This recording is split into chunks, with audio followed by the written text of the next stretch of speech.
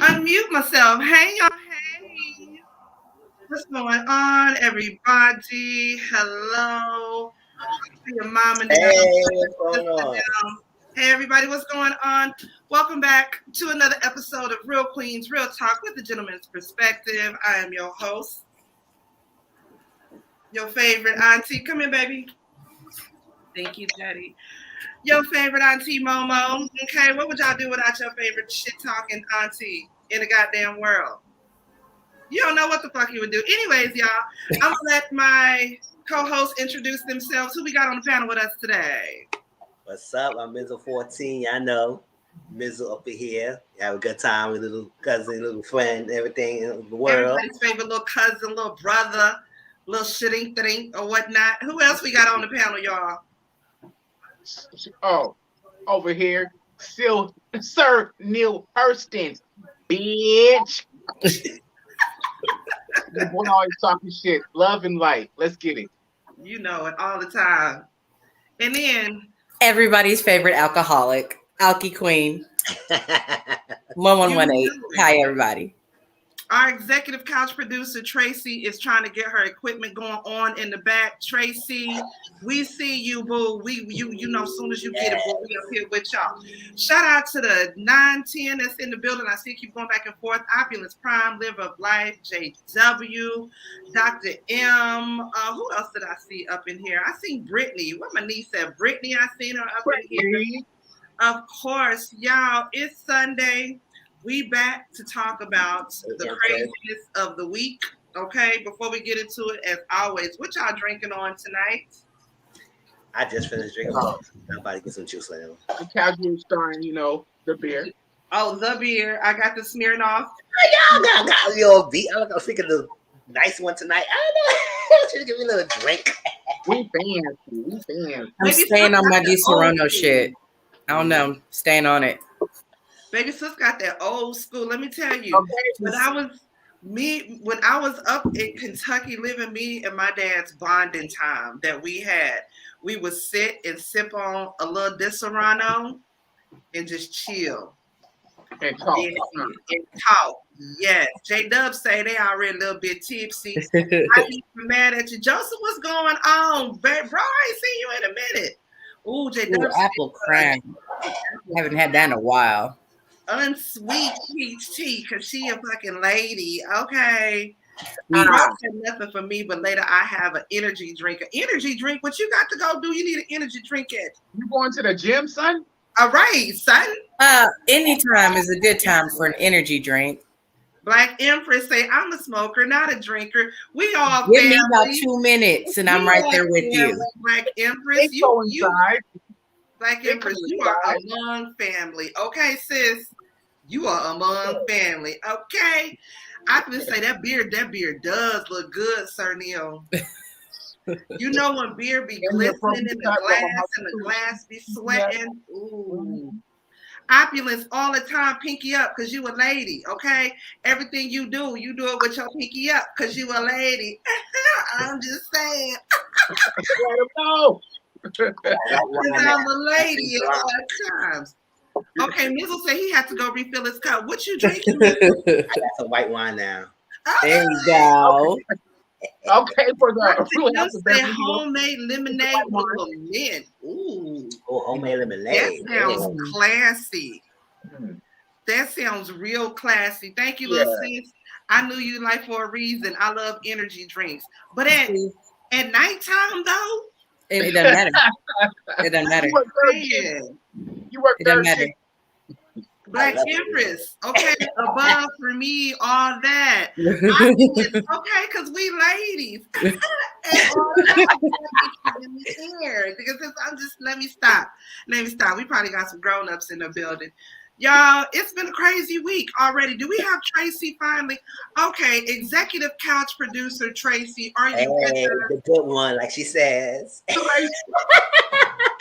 Are you there, Traci, executive couch producer? I am the good one. I agree with Mizzle. I am the good one. We tag team, Traci. You good at what? You good at keeping your pinky in the air? Like I said, we ladies. What? Oh, I could say so many things that I'm good at, but I don't think any of them is appropriate for this channel. So we're gonna leave that on After Dark. Never mind. Here comes Carry the on. scandal. Say that for the After Dark series. Carry on. Carry Okay. on. Dr. M is British. Ooh, I'm British. Ooh. We just use a little London. I'm gonna need to hear you speak, Dr. M. I was just Like gonna say, soonish. Dr. M. Let me, Dr. M, are Wait, you male or I just female? went like this. Damn. Okay. Female. I saw Are that. you male or female? Because it's Dr. M is a female. I don't care. She is female. Elba. She's my girl. We be all over the place together. Oh, On Dr. all the M. channels. I heard On all the doctor. channels together. Hey, Dr. M. Tracy's liver life that was going on. Tracy must have been getting some good intel. You know, Tracy always keeps the good intel. Dr. M, I need to hear you speak one of these days, Dr. M. You're going to have to come up here and grace us on this panel. Let us hear that accent. I think a female British accent is a hell of a lot sexier than the male British accent. Like, at this point, I'm just over the male British accent. Like, I need, depending on the face. Depending on the I'm face. going to say, because Idris Elba can talk. No, all day, every day. Yes, his whisper. His booking.com commercials, I will run those back. He can read the dictionary to me. What's going on, Alec? Alex. Yeah, always Tracy stay in these streets, baby. If don't nobody else give me the down low or what's going on, Tracy gonna give it to me. Okay. I know Little black, you better calm down because I ain't trying to You sure you don't put me already? For real. I don't need you making your rounds up in here like that, okay? Calm down, killer. Calm down. Killer. Y'all, what topics do we got for tonight? Let me see. Ooh, Scooby, I've been drinking. We gonna get into y'all sad news for the Braxton household. We're gonna get into that. We're also gonna give a quick update on the MaKhia Bryant story. We covered that a couple of months ago. We'll give a follow-up on that. Jussie Smollett, y'all, he is on suicide watch now. We're gonna talk about that. Stevie J, Lord, Stevie J. We're gonna talk about goddamn Stevie J. DMX's son is battling stage 3 kidney disease, and we're gonna end it out with Royce Reed's son. She has been charged with felony child endangerment. We'll talk about that, and then of course we will end it with Would You Rather. I got a couple of good Would You Rathers today. Oh Lord. I was doing something and it just popped up in my head. I was like, ooh. That'll be a good one. Yeah. I'm scared. Can I just tell you, I'm gonna need you to stop figuring out what would you rather's while you at work, because some crazy things be going through your head while you be at work, honey. I know. Look you a long time. Especially in the line of work that you in, what you be thinking about? Would you rather taking care of people? Shit. Oh, but see, look, I think in a couple of years I'd have some good would you rathers, because I already told Mama that I'm gonna go into urology, so I can't wait for that. That's interesting, urology. Oh. Why do you want to be a urologist? I told you when I saw that vasectomy video, that got me hooked. I'm interested, I'm curious, and I want to be in the room when they do it. Yeah, it's pretty cool. Pardon me for being a blind, but can somebody define urology? They play with my favorite part of the body. Urologists, vaginas, like penis doctors and stuff. They do vasectomies, and if you're having issues with your bladder and things like that, that's what they look after. Oh, okay. My favorite part of the body, all in that region. Learn something every day. Didn't even know what that. Didn't even know. No, liver, not yet. You don't ever want to have you don't ever want to have to go to a urologist. Them know what you want to try to avoid, because that means that your prostate could be swollen. You can have prostate cancer. You could your man stuff could be messed up, or again, it could be something with your bladder, something like that. Yeah, like the bottom half of your that little bottom section of your body. That whole part. Okay. Liver Blight said, "Lil sis, you in school?" Not yet. Okay. I have a meeting to meet with the missions tomorrow. Yes, you better do that. You better do that. How long is the course for the degree? Well, right now I'm just gonna enroll in a 2-year, and then we'll see once I get out what I got to do to get into urology. Listen, when you get all the man meat books when you get all the pictures of man meat in your book, I can be you already know they going right. Them out. Like that's that. I can point them out. I was just gonna like upload it to the group chat and be like, "Hey y'all, look at this." I was gonna like blot out names, point them out, faces. Be like, look at this dude's ball sack. Listen, I have worked in the medical field for 20+ years.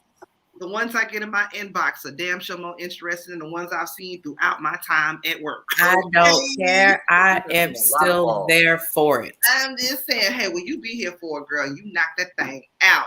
Let me see, y'all. What's the first thing that we're going to get into tonight? Sad news for the Braxton household. Traci Braxton, she's the second oldest sister of the Braxtons, has passed away at the age of 50 out of her battle with cancer. TMZ was the first one to break the story, and I'm going to read this to you guys real quick. According to TMZ, Traci was battling cancer for the last year and unfortunately could not fight anymore. She reportedly passed on Saturday morning, and her husband, Kevin Surratt, revealed she was privately battling esophageal cancer. We have come to a time where we must inform the public that after a year of privately undergoing a series of treatment for esophageal cancer, our beloved Traci has lost her fight. I'll leave the link if y'all want to read this full story about it.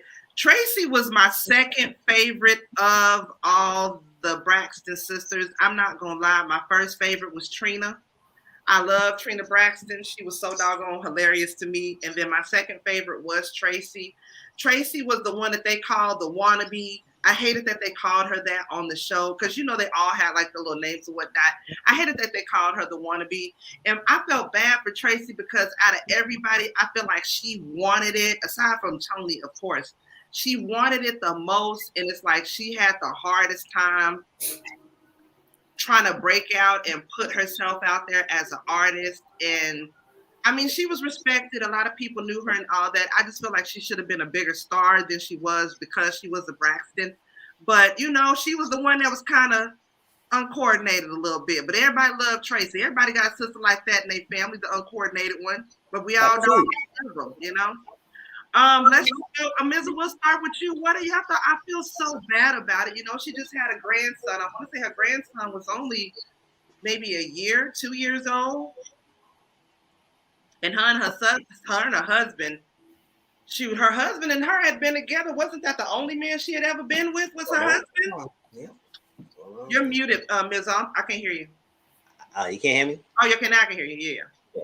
I was probably far away from it. Yeah, I said for a long time. Now, when I first when the story broke out, I said, "All right, people, y'all being too fast now." Because wait, I didn't too fast because I know sometimes these bloggers like to put the story out so quickly. I said, "Wait," but it comes to find out the son actually did put it out there. So I was like, "Oh, okay." Mm-hmm. So yes, it is sad to see that so young. I mean, 50 years old. There's still a lot more to go in her life. To pass away, but I'm really happy that she did accomplish a lot. I mean, yeah, she was in a group. It was her sisters. Did some albums. She is a wife, a mother, a grandmother. Everything.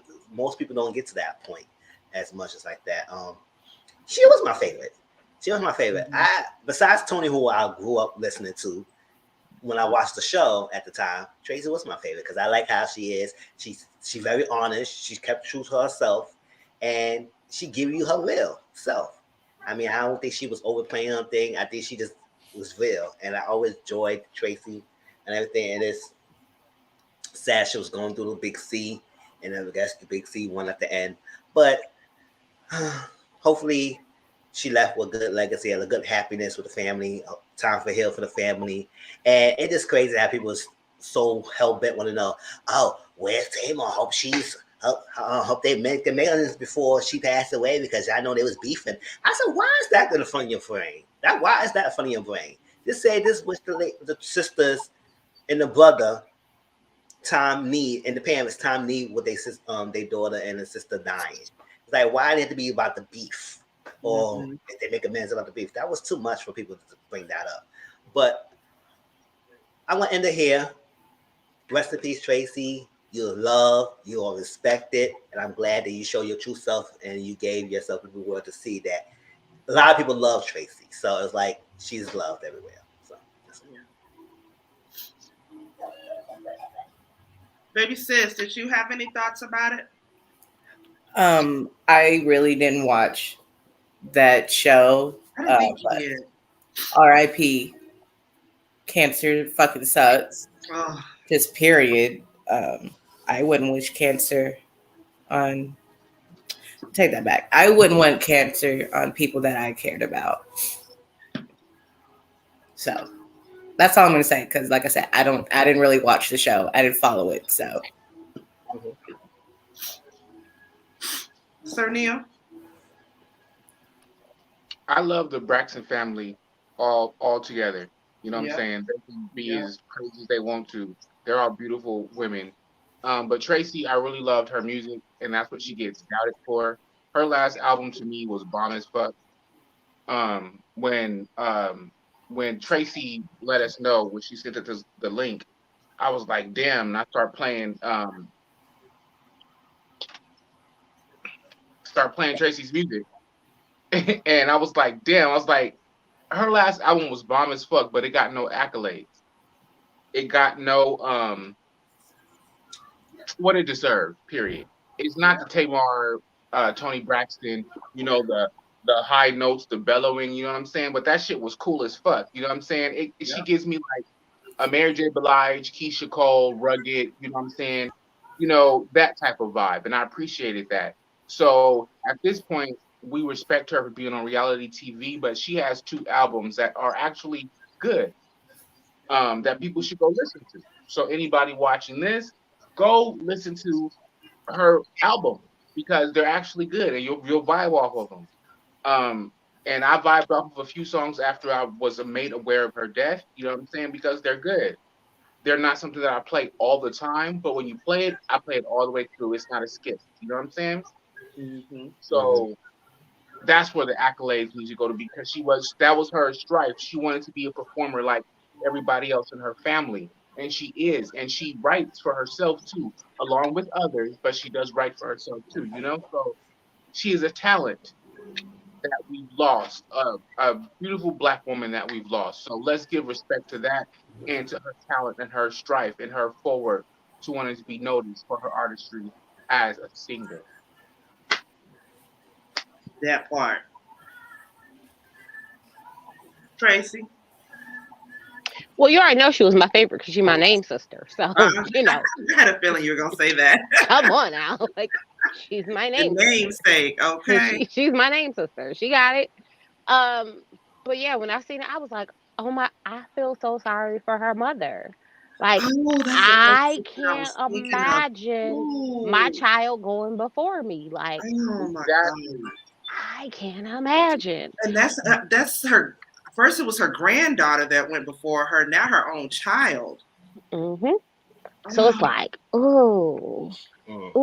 So, you know, prayers up for Mama E, because they got to be taking it hard, and you know, prayers up for the family. I wish them, you know, healing in this time because they gonna need it.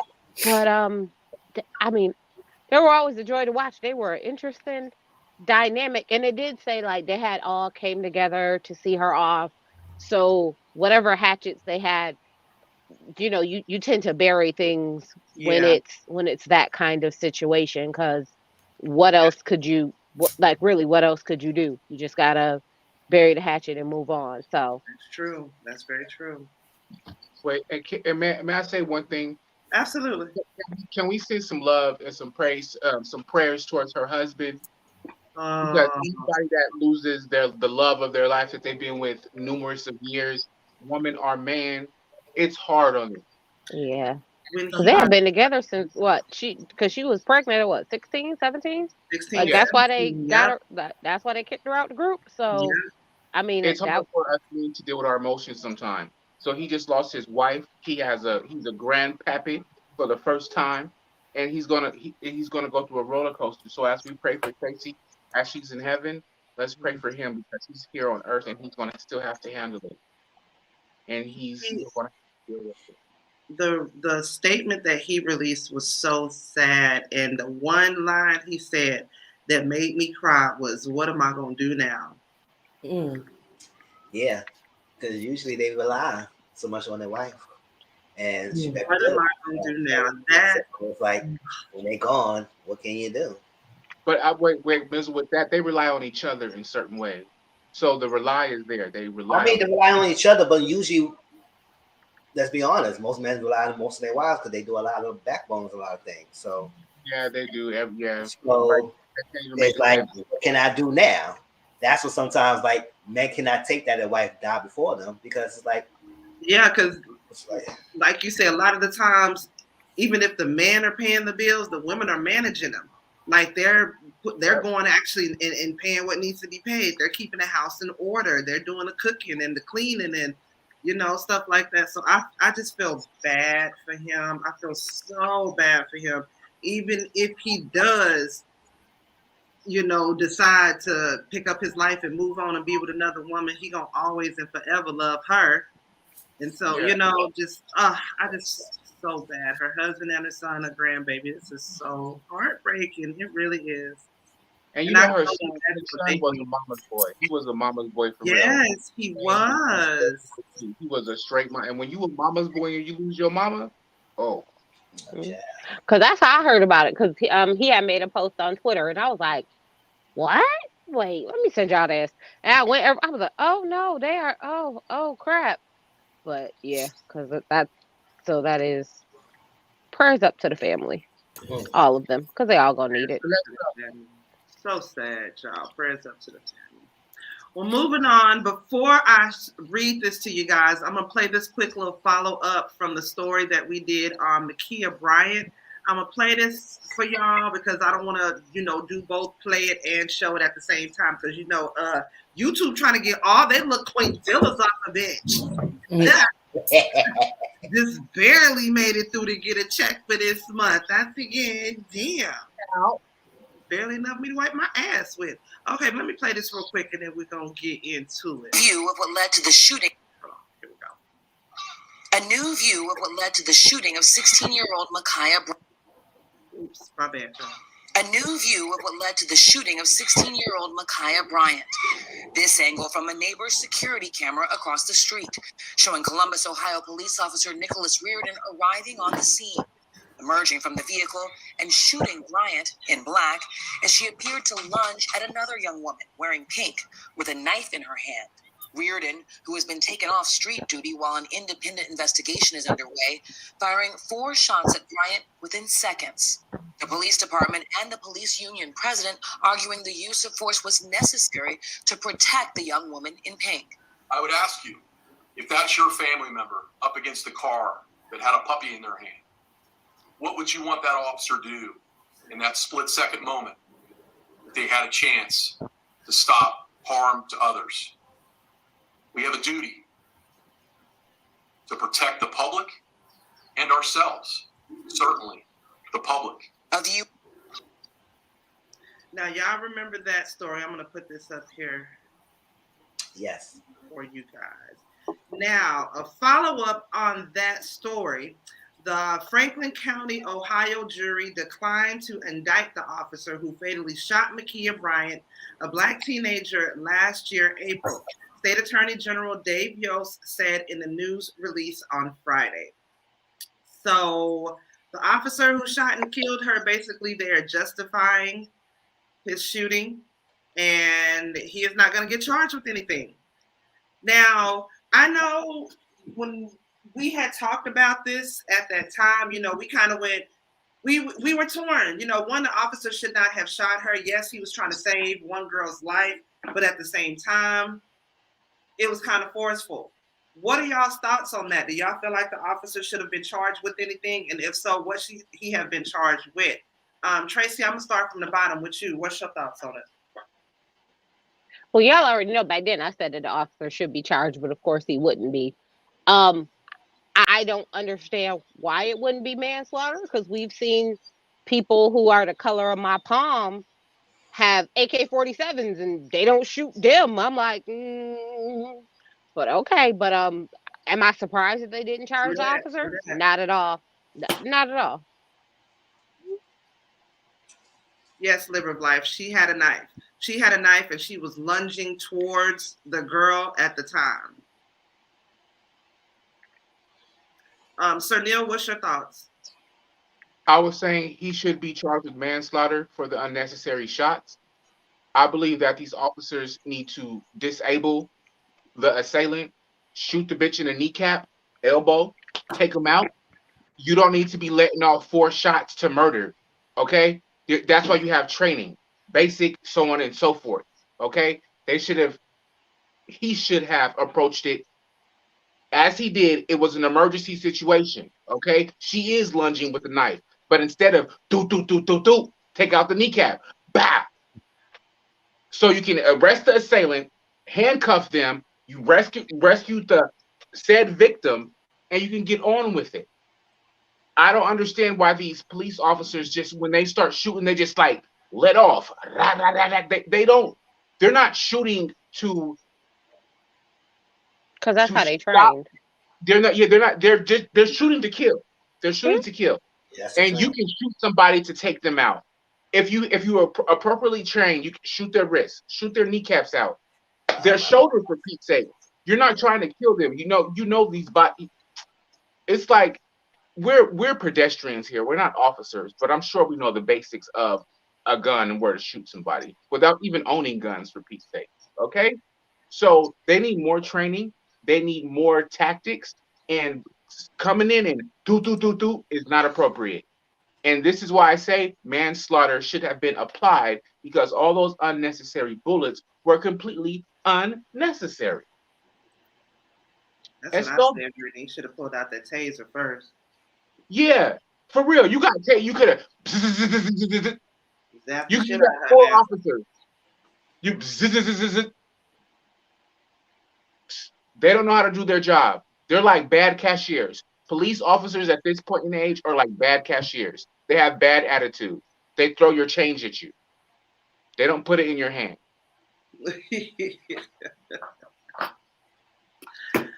Oh, baby sis.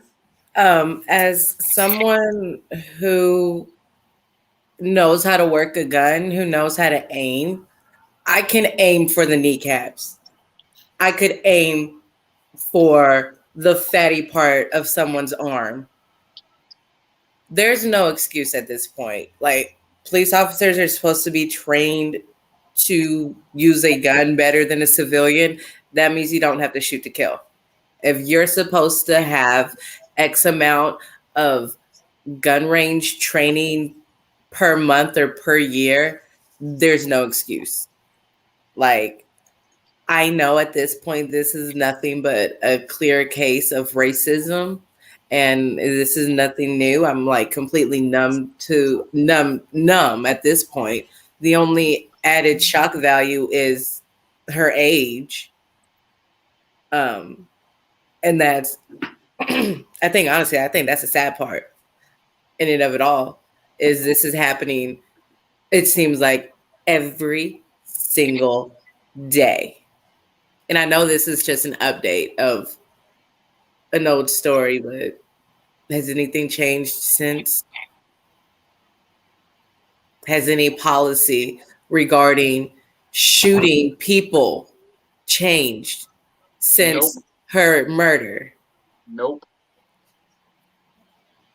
So. Nope.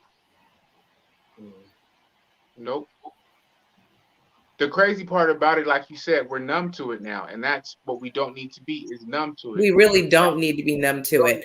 And it's like one thing that I really dislike about these situations is like, I feel in the back of my brain when these unlawful shootings happen, when another Black person, male or female, whatever age, is shot down and killed by a police officer, and they get off. I feel that somewhere police officers are having like a barbecue and rejoicing.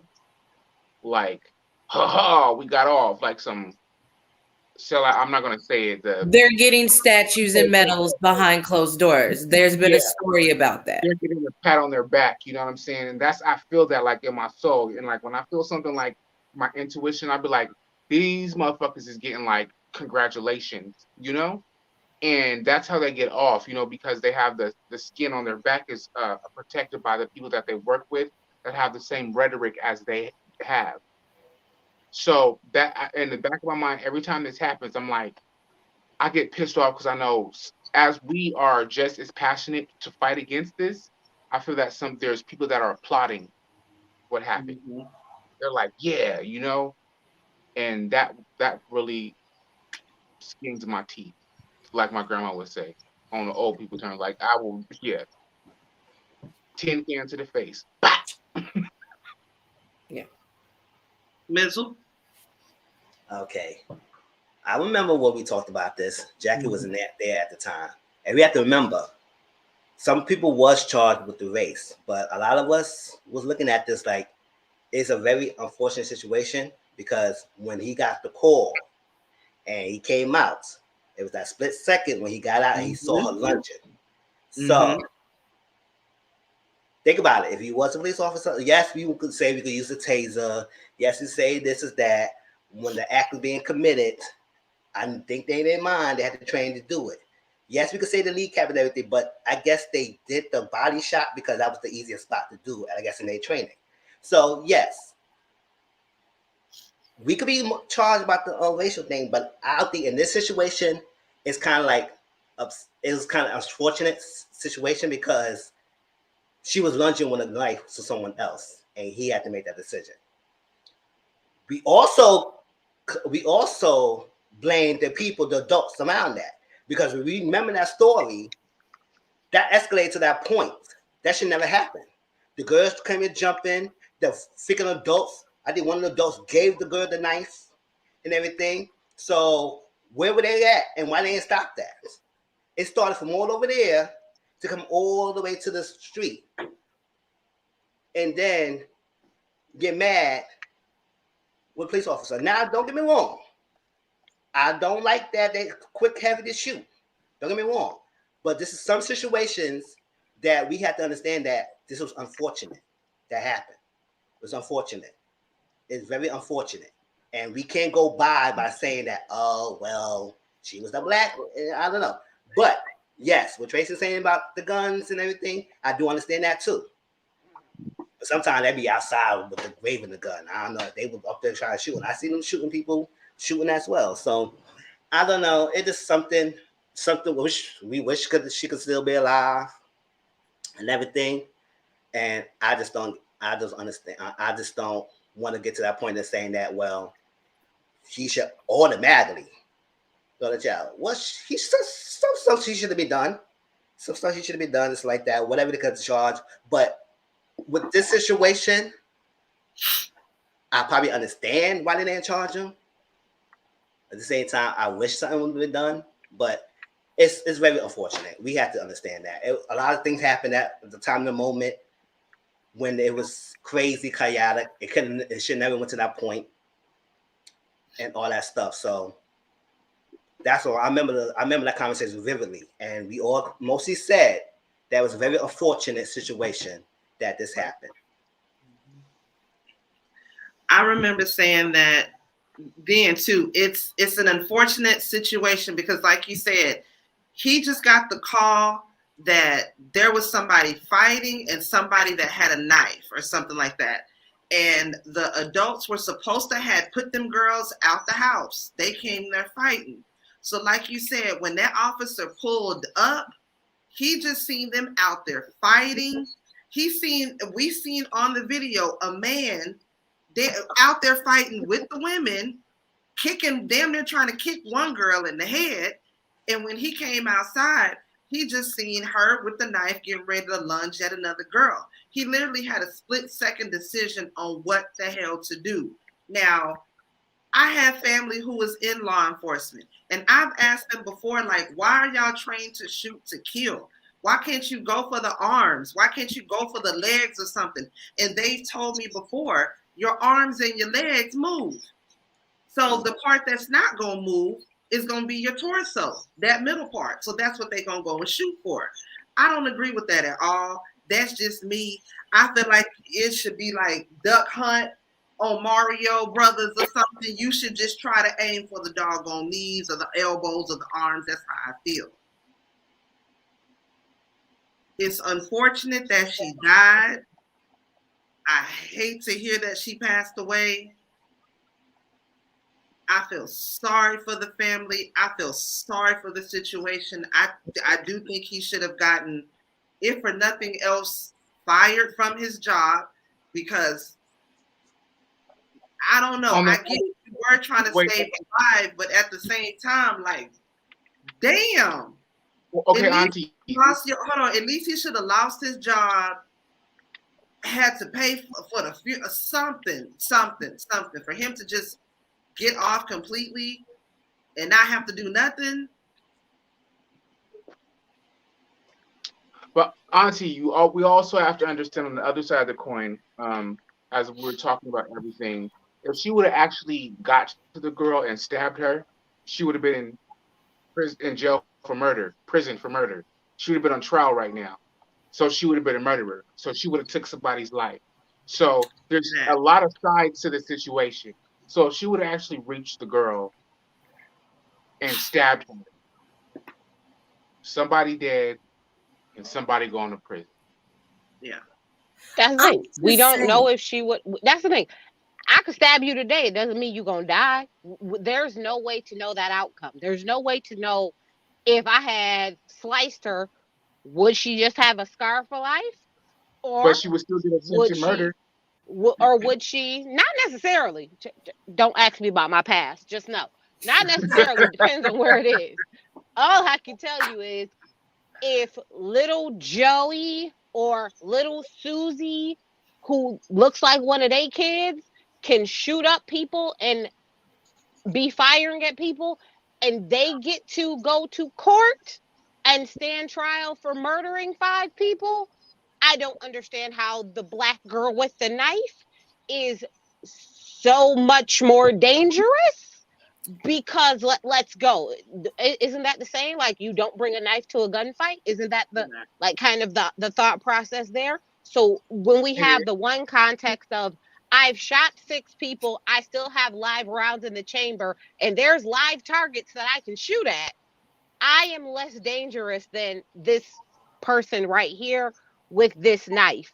I don't see how those two equate to each other to then say it's okay to do it for this one, but not for that one. For me, it is, the way I look at it is, a lot of times it is a lot easier to make a split-second decision and be able to justify when the person doesn't look like you. Because you're like, that ain't my kid. They don't look like my kid. They don't look like me. Is where my mindset always goes, because a lot of time that's how charges happen. They don't see us in them, like they see it, and they can't see their kids in us. They don't see that same resemblance to maybe I should try something less severe because possibly I could. That doesn't cross their mind. And I understand they have a split second to make that decision, the same way like firefighters, right? But that's the job you sign up for. You sign up to say, in these split second decisions, these are things that I need to do. And maybe we now need to look at, maybe things need to change, because how is it that in this case they get to stand trial, and in this case our kids don't come home? Like, I just have a hard time with that. Like I said, where's the policy change since this happened? Where has the training changed since this happened? Like, Traci made a valid point. I mean, yeah, she made a valid point. Don't get me wrong. I do understand that she made a very valid point and everything. And I do understand the other side of things. When the white counterparts do it, they should do the same thing. And it's that you can't know. It's like it was done. Now, we will say the same thing. It was a black officer who did it, who made that same decision as the white officer. Will we say the same thing? Or you say, oh, well, he shouldn't do that? Or you're not going to take race in the situation. You're going to say he's just a police officer who did a wrong decision. That would be the next argument. Yeah, he's just a police officer. I think it's because not because the race of the officer. I think it's the or the race of the person. I think it's the. But the thing about it, that action done because he had done something else besides killing her.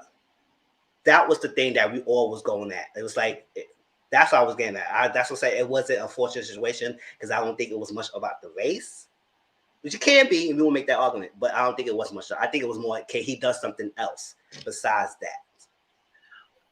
I just want to answer, like Opulence said, he literally shot the victim he was dispatched to protect. But the thing about it is, he didn't know He didn't that know was who it that. was. That's the He thing. didn't They had a know call, who she and it was.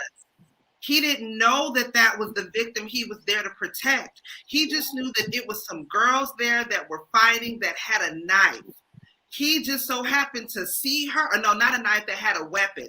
He just so happened to see MaKhia being that person who at that moment seemed like the aggressor that was going towards a female that was holding a dog up against a car. He didn't see that other girl swinging on MaKhia. He seen that the girl that MaKhia was fighting, or whomever, he just seen her with a knife getting ready to lunge at another girl that was holding a dog that did like this to protect herself. He didn't know that MaKhia was at that moment, the aggressor. Now, I would say the same thing if it was a black cop too. Like, I feel like they should use their stun guns. I do. I think a stun gun can stop you, even if they're like, well, if she's already lunging floor, ain't the purpose of a stun gun to stun your ass to stop you? I mean, yeah. I mean, that's what I think. Yeah. That's just my opinion. I mean, we all could say that. It's like sometimes when you're in a high pressure situation, I don't know. That fight or flight. It's that whatever, because we could be trained all day. And you know, sometimes we probably in jobs that we be trained all day. We make mistake or something that just happened so quickly. It's an emergency situation.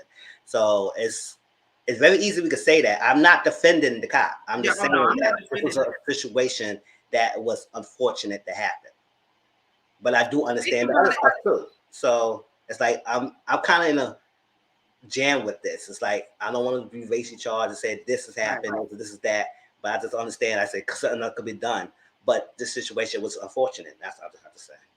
Just think, Opulence. Think if you were a police officer and you were called to a school because there was a fighting going on at the school. You heard that 2 boys were trying to jump one boy and beat him up, and you heard that there's a weapon on the scene.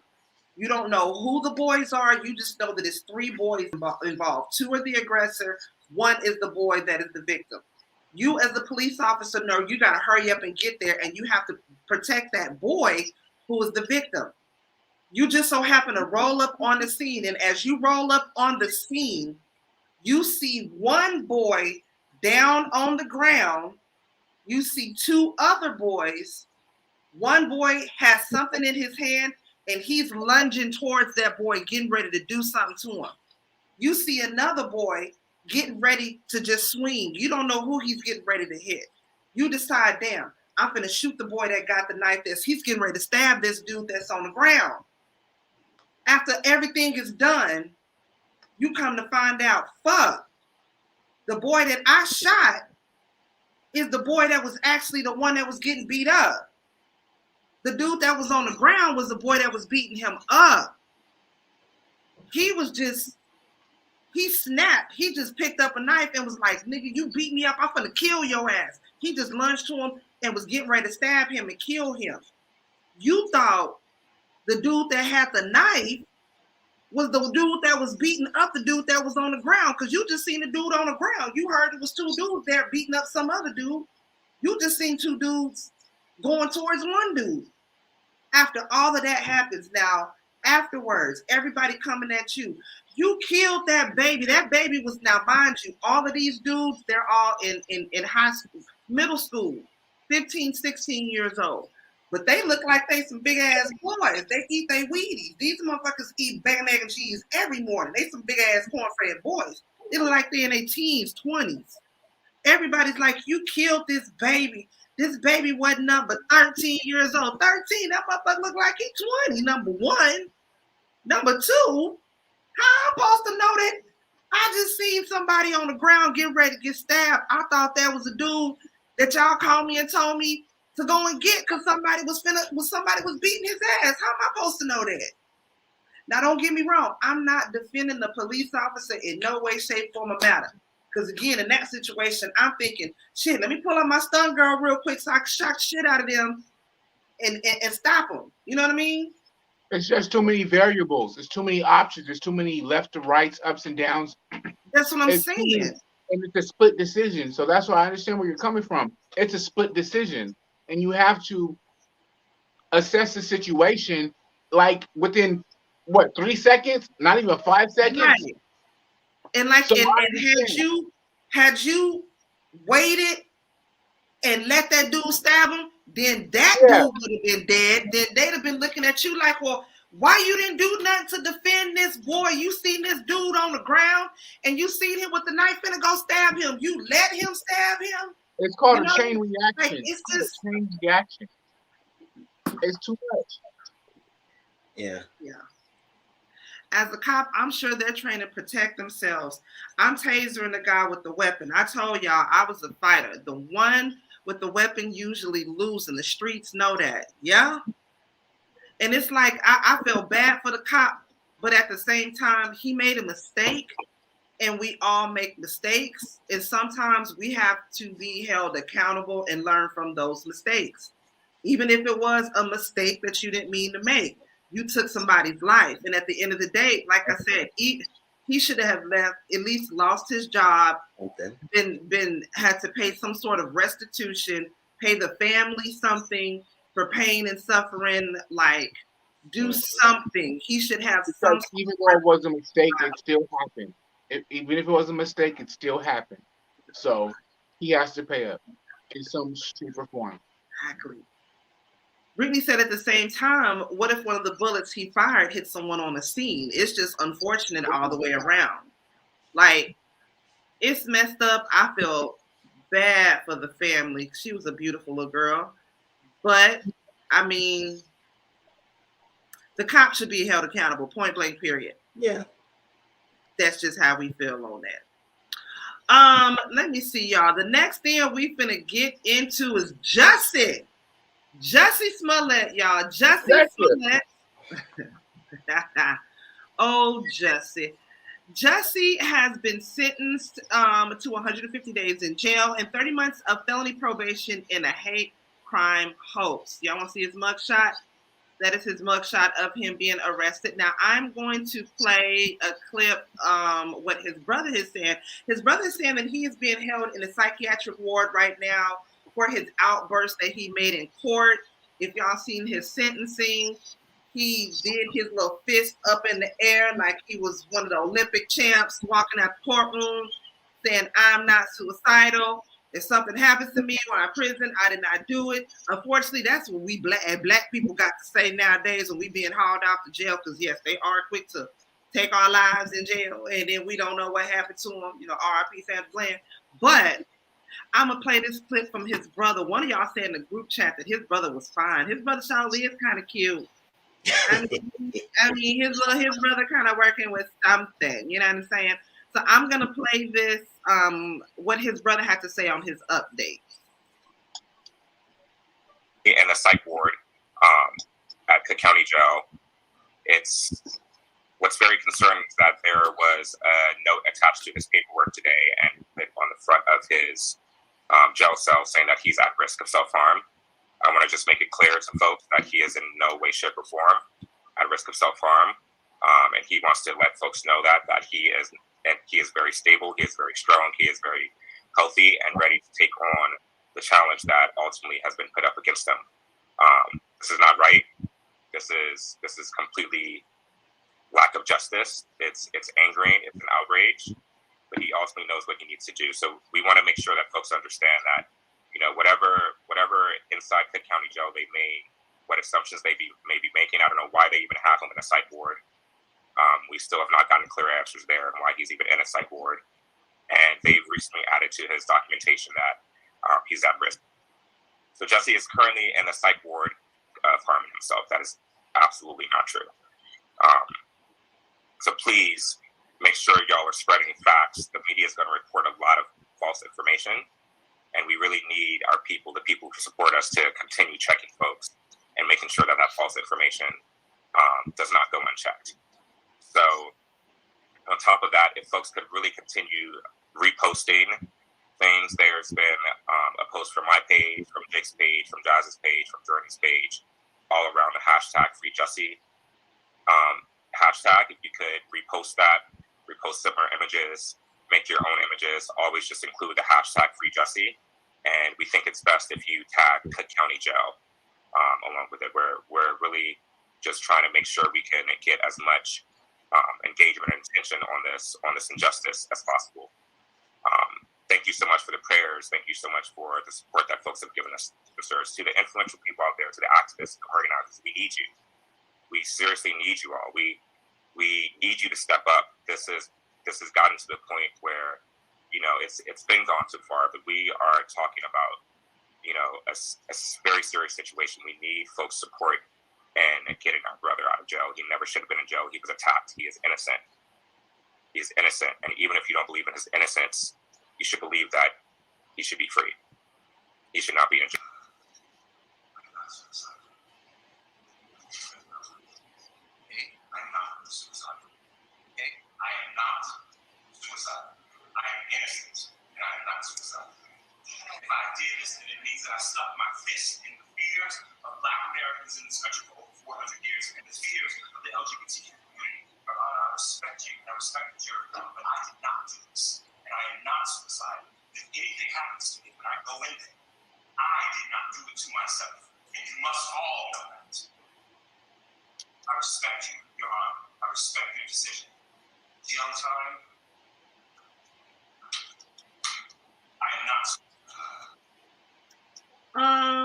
Baby bro, Mizzle, we're gonna start with you. What are your thoughts on Jussie and him having to go to jail, being in a psych ward now, or being on suicide watch, psych ward, whatnot? I'm just giving y'all my opinion real quick. He lied. Okay. We as Black people, I don't want to get too deep with it because I've already been drinking. But like, we as Black people already got to deal with real life hate crimes and shit from, you know, from other races. Now, when you go out there and you do the little boy that cried wolf, you make it harder for Black people when something happened to them, man. Like, you just, when you do some dumb shit like that, you make us all look bad. That's just my thoughts and my opinions on that. Like I said, I don't want to get too deep into it because I've been drinking. I want to keep it light. But Jussie, wrong. I mean, you lied, Jussie. You lied. What you want us to do?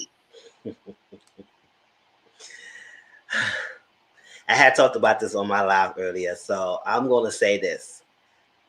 When it first came out and everything, I'll say, okay, I would believe. As more came out, I'll say it just sounds crazy and everything. My thing is, I don't feel like he should have got that much time for lying. Because if you go to say lying is an issue that you have to go to jail for, there are a lot of people who's been lying and uses the police resources and stuff like that should also go to jail for. I feel like they set him an example because he's a celebrity. Sometimes celebrities is not always a good thing. He's a celebrity. He's well known. They wanted to make a thing out of him for using up the resources. Y'all didn't have to use your resources. I always say, oh, this shit sounds stupid. So they just move on and go to cases that really need your attention at that time. Tack him with a fine, hefty fine, which I know he did pay, community service, everything, and let it be, which it was in a thing, and they reopened the case for what? What y'all have more to reopen the case for? I understand. What was this for? Y'all was doing the most for this silly little thing. Now, yes, you shouldn't be lying and everything. But we have to make that standard for everybody else. Black man lying, Let's set an example. He was an Empire star. He was a celebrity. Let's get a set example. So I think he didn't think that he was gonna get that much time either. Now, yes, 5 months don't seem a lot for a lot of people, but it might be a lot for people who doing it. It's like that. Because I trust me, I've visited some people who've been in jail, and it looks like you've been in prison yourself, so you don't want to be being there. So I understand why he probably flipped out. He said, "Listen, I'm not suicidal. If something happened to me, people know who I am. It's on y'all." So I don't know. Maybe something is going on with him that he feel like he needs to lie like that. It's like war and stuff like that. But he is wrong. Don't get me wrong. Like I'm not saying that he's wrong and lying and everything. He manipulated stuff like that. But do you feel that should be? Yes, you should do the time, but you should have feel like he should have got that. Now, compared to other people who's lying, people that have been going to jail for lying like that. So if we go to set this as the standard point that if you're lying, you use the resources, you're going to jail, you're doing all this stuff, then the lady who lied about Chris Brown's sexual assault to her, she be getting in jail. Somebody's Karens who calling police officers, she be going to jail. Then lying is part of charges. You should go to jail. I feel like they use a lot and they want to put on him to do most and make an example out of him. Granted, yes, she should serve some things for doing what he did, but we need to be consistent. So, and yes, he's a celebrity. He tried to get attention. The same celebrities. So the celebrity that got him one time. All I could do is pray for him. But he used his celebrity status. Granted, if whatever he used at the same, my point was not about him being a celebrity. I think they did that because he is a celebrity. They want to tack on and put an example out of him. But what if it was a regular person who did the same thing? Well, would he see all this jail time and stuff on him as well?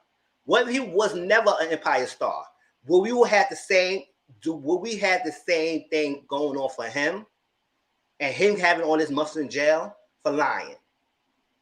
If you say yes, then I need to see it. I need to see it consistently. And not just him. So that's why I feel like, yes, he should serve time. Yes, he do that, but I don't think he should have that jail time. I think he should accept the fine, let him pay out of it, all that stuff like that. Of a lying, they did too much to try in this case, in my opinion. But yes, he shouldn't have did what he did. So I'm not thinking going up for him, but at the same time, let's be consistent for every other cases who use lying as the way to get some things on their behalf. I feel like the only reason why he got the time is, like the judge said, he was being very arrogant about everything. His arrogance, in my opinion, is what probably got him the jail time in the first place. Because I don't think he deserved jail time for it either. I think he deserved a very hefty fine because, like Opulence says, false reports to 911 are very serious. You waste a lot of resources. Keep it have people go out. Now, yes, true enough, if it were me or you, and we said that something happened, at 2, 3 o'clock in the middle of a blizzard trying to go to Subway to get a sandwich, the police are going to investigate it, but they're not going to put as much time and energy into it as they would have because he is a celebrity and because he does have that voice. And with him, because the whole details about it were off anyway, about you even still having the noose on your neck when you go to the police station. That right there was all the way off for me. Who gonna keep a damn noose on their neck if you done got beat up and attacked and all that? Come on now. We all knew something was off in the first place with it. Does he deserve jail time for it? No, I don't think so. Yes, probation. Yes, a fine. But jail time? No, I don't think so. Yes, celebrity is a double-edged sword. Yes, it is. Baby sis, what are your thoughts on it? And keep it clean because I already know you want to go off. I'm not going to go off. I'm not that drunk yet. No. I think his sentencing was just nothing but clear racial bias in the justice system because we have terrorists who stormed the Capitol who's getting less probation time than he is. Some of them are getting house arrest. Mm-hmm. So, yes, he, staged a hate crime, wasted resources, but I'm going to need every single Karen and Ken and Brad and Debbie who is calling the police on us regular Black people for doing the horrible crime of existing, of walking, of breathing. If we're gonna give this man 120 days in jail, 150. Whatever, 150. Whatever. Okay, then he got to spend a total of $175,000. No, and then after all that, he's still got to do probation. That's a lot for a funky old pretend fake hate crime. Opulence. I heard he's going to Fulton County Jail. Oh, now, if anybody has watched 60 Days In, that ain't no joke. Seen Fulton County Jail. Fulton County Jail. Okay. It seemed like it's along the same lines as a prison. Although okay, it's no. Jail. So then that's messed up. He was right in saying if anything happens to me, it's not a suicide. Okay. I was thinking that part. Say that again. Because they know who he is. So yes, like he. And then cool. Fulton County Jail is in Atlanta. It's a Black jail. Baby sis, you're frozen. Your screen is frozen, baby sis. But Fulton County is in Atlanta. Okay, it's a very Black, very ghetto jail. They know who he is. He's light skinned. He's got, he's got some a good texture to his hair, a very fine texture. I wouldn't say good hair because all hair is good hair. He has a very fine texture. Yeah. He has a very fine texture to his hair, and he's gonna end up doing his time. It's gonna be, unless they put him somewhere where he is segregated by himself. I don't know if they're gonna do that. They ain't. But like I said, if any of you guys have watched 60 Days In, you know what Fulton County Jail is, and he is not gonna have a good time in there. I mean, yeah. So that was basically a cry of help, a preemptive cry of help. So if anything was to happen to him, he wants everybody to know he was murdered. And I was thinking too, like, did somebody threaten him on the cool? Because why would he say that? Why would that be something that came out of your mouth unless you maybe got a threat from somebody? Maybe somebody told you something, like, I don't know. Or maybe then again, like I said, he watched 60 Days In and he know how they get down in Fulton County. I'm just saying. Sir Neale? Yeah. Jussie guilty as hell because he lied. He was having relations with that little man from Africa. And they was trying to cover up too many steps. Okay? But what this is them just persecuting another Black man for the public eye. We know these Caucasians like to parade around the persecution of a Black man for any infraction whatsoever. Their counterpart can do the same thing and get 8 months and time served and only do 2 months for something way worse than this. No, they ain't yes, he is guilty. But the fact is that this is them on their parade, them Caucasians. And no disrespect to any Caucasians listening, but the judicial system, how it's set up and how they like to persecute, especially if you're a celebrity, you stupid as fuck if you're a celebrity and get in trouble because they're going to use you as a motherfucking bullet point. They're going to use you as a post-it. They're going to as a thumbtag, as a point of reference. Because they will love to persecute a Black man, rich or poor. This is not the first time someone has lied. Women lie about this all the time. Men lie about it too. They lie about things that happen throughout law. But his celebrity is what fucked him up. And I think out of anything, they're just using his celebrity to make it a big hoopla. And it's not even that fucking serious. And he just put himself in a bunch of bullshit for one lie. And he just like, it's like you just gave like the opponent the ball. Basically, that's how I feel. Yep. He gave the opponent the ball. He was like, here's the ball. And they was like, oh, they just took advantage of it. And he's gonna be cool in jail. He's gonna be cool in jail because niggas in jail is gonna understand what is actually happening to him because they're in jail. Some of them have had fucked up trials, litigations, and so on and so forth. So they're gonna know what happened to him. He's gonna be safe in jail. Ain't that gonna happen to him? I believe he's gonna go to jail. He's gonna come out more liberated. He's gonna come out of jail with a super attitude. I'm telling you. I think we should put up. We should do a tally. Okay. Who thinks he gonna have a hard time in jail? I'm not saying he gonna, you know what I'm saying? I'm just saying, like I said, from 60 days in, what I had seen, they not too friendly up in there. But he might have it good. No, he gonna do all his time in protective custody. Once they get out of this, he gonna do his time in protective custody. So I think it's if he's in PC the whole time, that's good for him. But I feel like this that's good. That's good too.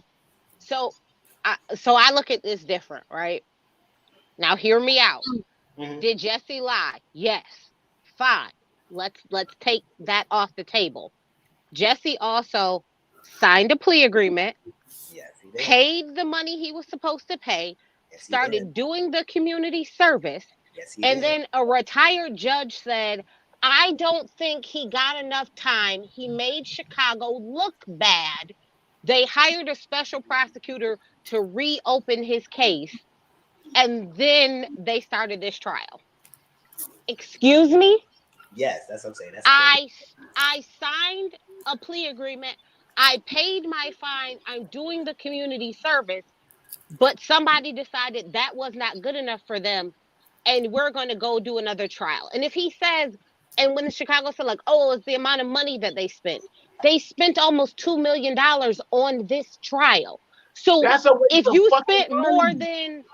spent $150,000 the first time and y'all was mad about that, y'all not mad about this almost $2 million that you spent to prosecute him this time? I'm sorry, this don't make sense to me.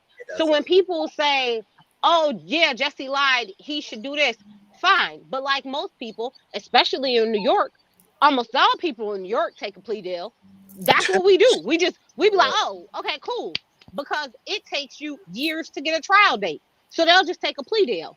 But then how you gonna tell me, okay, I accepted my plea deal, I gave y'all my money, I started doing community service, and then they say, oh no, that plea deal wasn't good enough for us, we're gonna rescind it, and then we're going to try you anyways. To me, that then turns into, if I can do it to people like Jussie who have a little bit of money, I can do that to anybody who wouldn't know no better, who doesn't have money to get an attorney to explain it to people. Like, what he did wrong? Yeah, absolutely. But I could tell you about 5 good times that I haven't filed a false police report. So I'm not the one to judge him at all for that. Like it's already in practice. I'm not to judge. But here's the thing. They did it with Bill Cosby. This is the same thing they did. They got him to do a plea agreement to do this. Remember, that's how he got out. He literally perjured. He literally told on himself because he had an agreement that he would not be charged. Then they said, oh no, that wasn't good enough for us. We're going to go back and charge him. The difference with Jussie is it takes 6 months to a year for you to get an appeal hearing. He's going to be out of jail by then. He's going to be long out. So I understand people are like, oh, Jussie's wrong. He did it. He should go to jail. Yeah, that's cool. But let's look at how the system is saying, hey, yeah, I know we gave you a plea deal. I know you paid your money and you started doing the work, but that's not good enough for us anymore. We're going to go and retry you. Like, how is that now fair? Because they can do that to Pookie and Ray Ray. They can do that to anybody. So I think at this point, we need to not look at it like, ooh, Jussie lied, but look at it like, wait, how do you give this man a plea deal? He agrees that he did something wrong. He takes ownership and acknowledgement.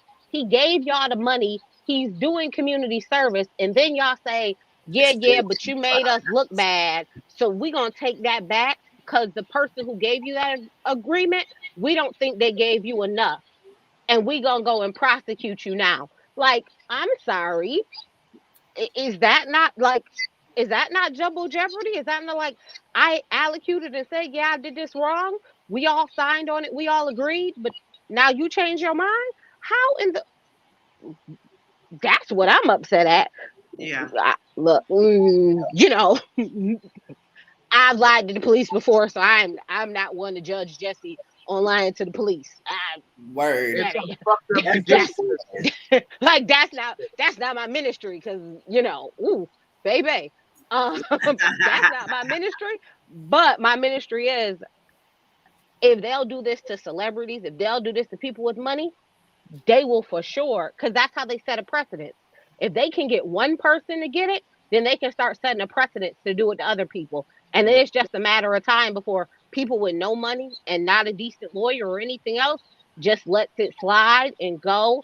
And then this is what happens. So you took my money and I did community service. Now you're going to come back, put me in jail, then take more of my money. What? That's why I said it seems like a regular practice. It seems like they've done it before. It's just They have. celebrity. Did he complete his community service? Yeah, he did it. They said that he did his community service and he paid his fine. That's how I was like, hell no, I'm filing. He That's can do an immediate appeal, and after that, I'm suing. I'm fucking suing. But why is we doing too much? That's why I understand why we doing all that. So you know why they could do it? Because Jussie hadn't finished his community service. He gave them the money. Let's say they gave him, I think it was like 250 hours. He had did 100 hours of it. So he was in the process of doing it, and then he was doing some more. So he hadn't completed it. So the retired judge said, this makes us look bad, went to the special prosecutor and said, y'all need to reopen this case. And that's what they did. So it's a double-edged sword. And I get people are like, he lied. Listen, because if Jussie would have told me at 2 a.m. he was going to go to a booty call, I would have believed him more than him going to Subway. But when he said Subway, I was like, baby, I know you lying. Not 2 a.m. Subway. 2 a.m. for Subway? In the middle of a snowstorm? In the middle of a snowstorm. You going to some Subway? Out of all the fucking egregious crimes people can fucking commit, out of all the egregious crimes people commit, why in the fuck are they reopening this case? Y'all got murder, missing children. We got a few. Y'all got drug distribution. Have y'all seen Chicago's murder rate lately? Y'all got a lot of cases y'all can reopen and do some work. Other stuff to do. Why y'all got this? Tons of time. And then for them, and this is how I knew it was BS, when it was like, oh, it was about the money that we wasted trying to prosecute the crime. Y'all spent 4 times the amount of money on his trial than you did investigating his crime. How are you now justifying this to say we're mad about this money? I know you lying. Like you. Wait, how about this? How about this? Give me a better lie than that. Wait, they don't even spend a quarter on that looking for a missing black girl. True that. And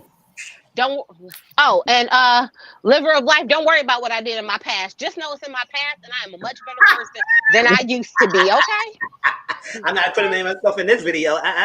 You gained her experience points. Caught up in something.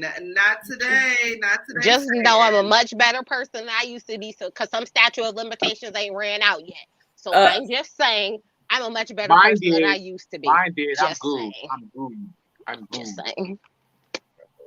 She's listen, we're gonna plead the 5th round here about anything. We don't tell on ourselves around here, okay? That ain't what we do. We don't tell on our damn self though. Moving right along. No dry snitching. None of that. That ain't how we get down. Where is it at? I'm trying to find this other story before I get to that. Anyways, though, y'all, moving right along from that. Next thing we're going to get into, I'm going to share this video. Stevie J was recently doing an interview. And during the interview, he had a young lady whom he was entertaining that was in the background, who he asked to perform a sexual act on him while he was in the middle of the interview. Stevie J he's nasty, y'all. I'm gonna play this for y'all because I don't think I'm gonna get no copyright nothing from this. But I'm gonna play this for y'all. And then we're gonna get into some doggone commentary on this. Wait, do you get copyrighted for stuff that's on YouTube? Honestly, yes. Everything. Then take that down. Take that down. Yes, It's on YouTube. Yes, that's where her video is. Oh, so take that down. But it's via Shade Room though. Oh, girl, look, I don't know. All I know is like the video she did here with him is on YouTube. So I don't know how they act about it, but I'm trying to protect your coin dillas. Okay, my coin dillas. I'm just saying. I'm gonna play the background. Yeah, just do the yeah, I'm gonna play just the background do the audio. Yeah, but Stevie J is nasty, like I was saying, y'all. Stevie J is so freaking nasty. It's so doggone nasty. When I seen this, I immediately wanted to vomit in my mouth. And I can give you that detail because I watched the whole thing, so I can give you that detail. Oh, so nasty. But I'm gonna play this for y'all, okay? You said that in your uncensored. I know that's it. I know that's it. Yeah. I know that's it. Yeah. So I want to talk about it because it was really good, and I was happy that you addressed a lot of. Well, honestly, you addressed everything. I really appreciate the fact that you decided to do that. So in the very beginning, speaking of reality. Girl, you can see him sliding down. Okay, I'm gonna just give y'all a description of the video if you have not already seen it. Okay, while he's doing the interview, he says to a young lady in the background, "Yo, suck me off," with his little rat face. Yeah, and the woman comes over and starts to perform fellatio on him while he is in the middle of doing the interview. I will leave the link where you guys can watch this in the box. I could say what's on Joe. Okay, that's not what you call it. Mizzle, I'm gonna start with you. Why are we even still talking to Stevie J? Why is he even still irrelevant? He has not done anything since P. Diddy and them and Biggie Smalls and them back in the day. Ain't nobody checking for him on Love and Hip Hop. Jocelyn Hernandez has a whole cabaret. Why is he even still relevant on my TV? I don't know. You know, his name always buzz since it's always buzz. If you hear Stevie J name, you know the antics he gonna be doing, and it's crazy. All right, so the whole purpose of the interview was that he had I think it's tonight on TV One. He has a documentary on TV One. So she was interviewing him based on the stuff that he said on the documentary. Maybe she saw it beforehand, and she wanted to ask him questions about what he was saying. So it was promotion of his TN1 documentary. That was the point of the interview with Leah. First of all, I was like, it was very rude and disrespectful for him to do that. First of all. Mm-hmm. But you know, Stevie J is always a creep. He's always been like that. Now, you could clearly see that he was under influence. I'm going to say alcohol because that's what he's shown. I don't know anything else he had done. He showed the alcohol bottle. He was under influence of alcohol. You could clearly see he was on one in that video. You do an interview while he's laying in the bed. Laying down. He not wasn't sitting up. He wasn't on his table. He was laying down. And you continue on the interview. The sign shows. Doing the video, he did say, suck me off. That's one sign. So I don't know if she hear that or not, or she probably be oblivious. The second time, you heard the sound. All that stuff. Next time, you saw the hand. All right? Then he saw him like this. And at this one time, she was saying, do you want me to stop? He said, no. So all this stuff, she was still doing the interview when he was doing all that stuff. And at the same time, he was flirting with the girl, the interviewer. When they mentioned about the video with him and Eve, I said with Eve, I'm in catfish. Him and Eve, they did patch that up, but he didn't do it. But he said, oh, I guess they wanted to see how much I was putting it down on my 13-inch. So he mentioned that, all that stuff like that. He was saying all that, he was flirting, and then he stopped when he went to the bathroom, clearly had no clothes on, but I think he caught himself because he was about to show the thing down, and he said, oh, snap. And she said, what, you got no pants on? Put your pants on. What's going on? And he showed his whole tattoo. And I said, girl, you still interviewing it? I said, you could be professional, but you got to show that he's disrespecting you at the same time. And I clearly, when you kept doing the interview while he's doing the act, I guess he felt like you was down with that. Because clearly you hear the hair noise and everything, because we watching it could see all that thing going on. So how you interview did not know what was going on, or you just choose not to know it. Now, what left after that, because he wasn't flirting all that stuff like that. Until she mentioned, oh, tell your son Dorian, I said, what's up? Baby, you know how Stevie J is. He don't play with that competition stuff. Like, listen, he's the man. So how dare you fire trans to with my son? You a slut bag. He said that. You a slut bag. Call her a slut bag. He's like, that's not me. And all that stuff. She's like, I'm a virgin. Oh, you're a virgin hoe. And I was like, oh, snap. My son gonna do you in and everything. And he cut the interview off. Because, at the time, she was asking questions and he was getting agitated sometimes. While he getting his sloppy top and everything and flirting with the girl. She was down with it too. He said that he called her a whole kind of names and she was not upset. Now you got upset. And I was like, girl. He nasty. And I was like, child, that was something. That was disrespectful. She should have ended that interview. She should have held her respect. People will respect you more than like that. I guess people bashing her. So she got to clap back on Twitter saying, no, I'm professional. I went to the whole top of the journalism school. And I did, I'm going to talk about this on my podcast. But I said a lot of people are against Stevie J for what he did. But at the same time, we felt like why you didn't end it, that's your self-respect as a woman. And have him do that. Because, he don't really respect women like that. But that's what it was. I was thinking for a hot minute, like, did she really not see what was going on? Was she was there? Like, maybe she just didn't get what was going on, and she just, I don't know. I was trying to give her the benefit of the doubt because I don't know. I was trying to give her ass the benefit of the doubt. Sir Neale disappeared. Traci, baby sis, y'all have any thoughts on?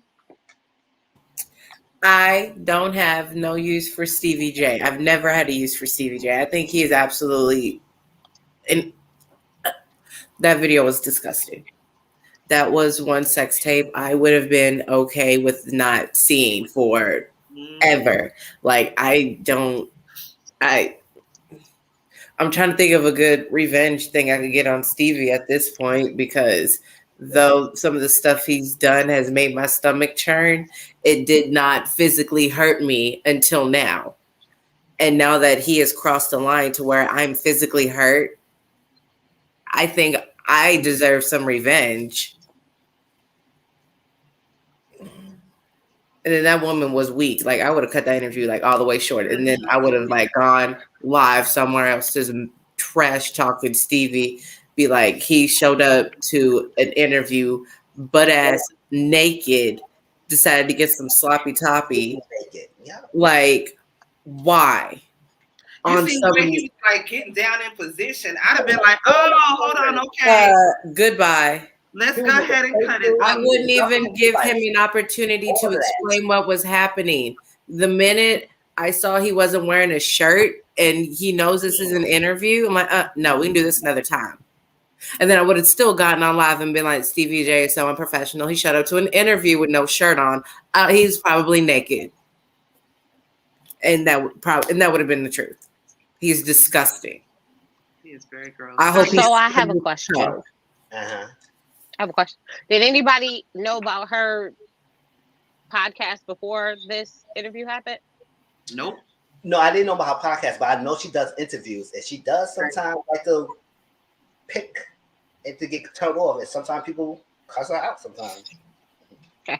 So I will say this. In the era of all news is good news, I mean, I will say this. Everybody's talking about this interview, which means everybody's talking about her, which means there's all types of traffic to her YouTube page to get all types of things. So, I mean, I think all right up into the calling me name, but see, I'm also messy, and I have most things don't bother me. I got 6 brothers. I'll be like, okay, whatever, that ain't my problem. But could I see me looking at this and being like, oh, I'm about to get a bag. Oh, I can see my bag. I could see social media airing him, eating him alive. Yeah, people gonna say little stuff about me, but I could see this going ultra viral. I could see this being everywhere. Do I say, oh, I don't care, as long as I stay professional and I don't let my temper get flared? Could I ride this out for a bag? Is, to me, the only reason I could see her doing it. That's the only reason I could see her doing is like, as long as I stay on my P's and Q's, I know they about to drag and eat him alive. Do I see this as a quick money maker? Look. We all know Stevie J is a motherfucking dirtbag. Okay, Dirtbag. and he's a dirtbag. But I would have to say that I do find him attractive. But I can't be attracted to him because he's a dirtbag. You do? Not that ugly. No. Okay, exactly. Y'all have your own personal choice. No, but listen. I wish Stevie J like read books and did like other shit besides, And I was like looking at that. I was like, this is disgusting. This is disrespectful to the host, the interviewer, first of all.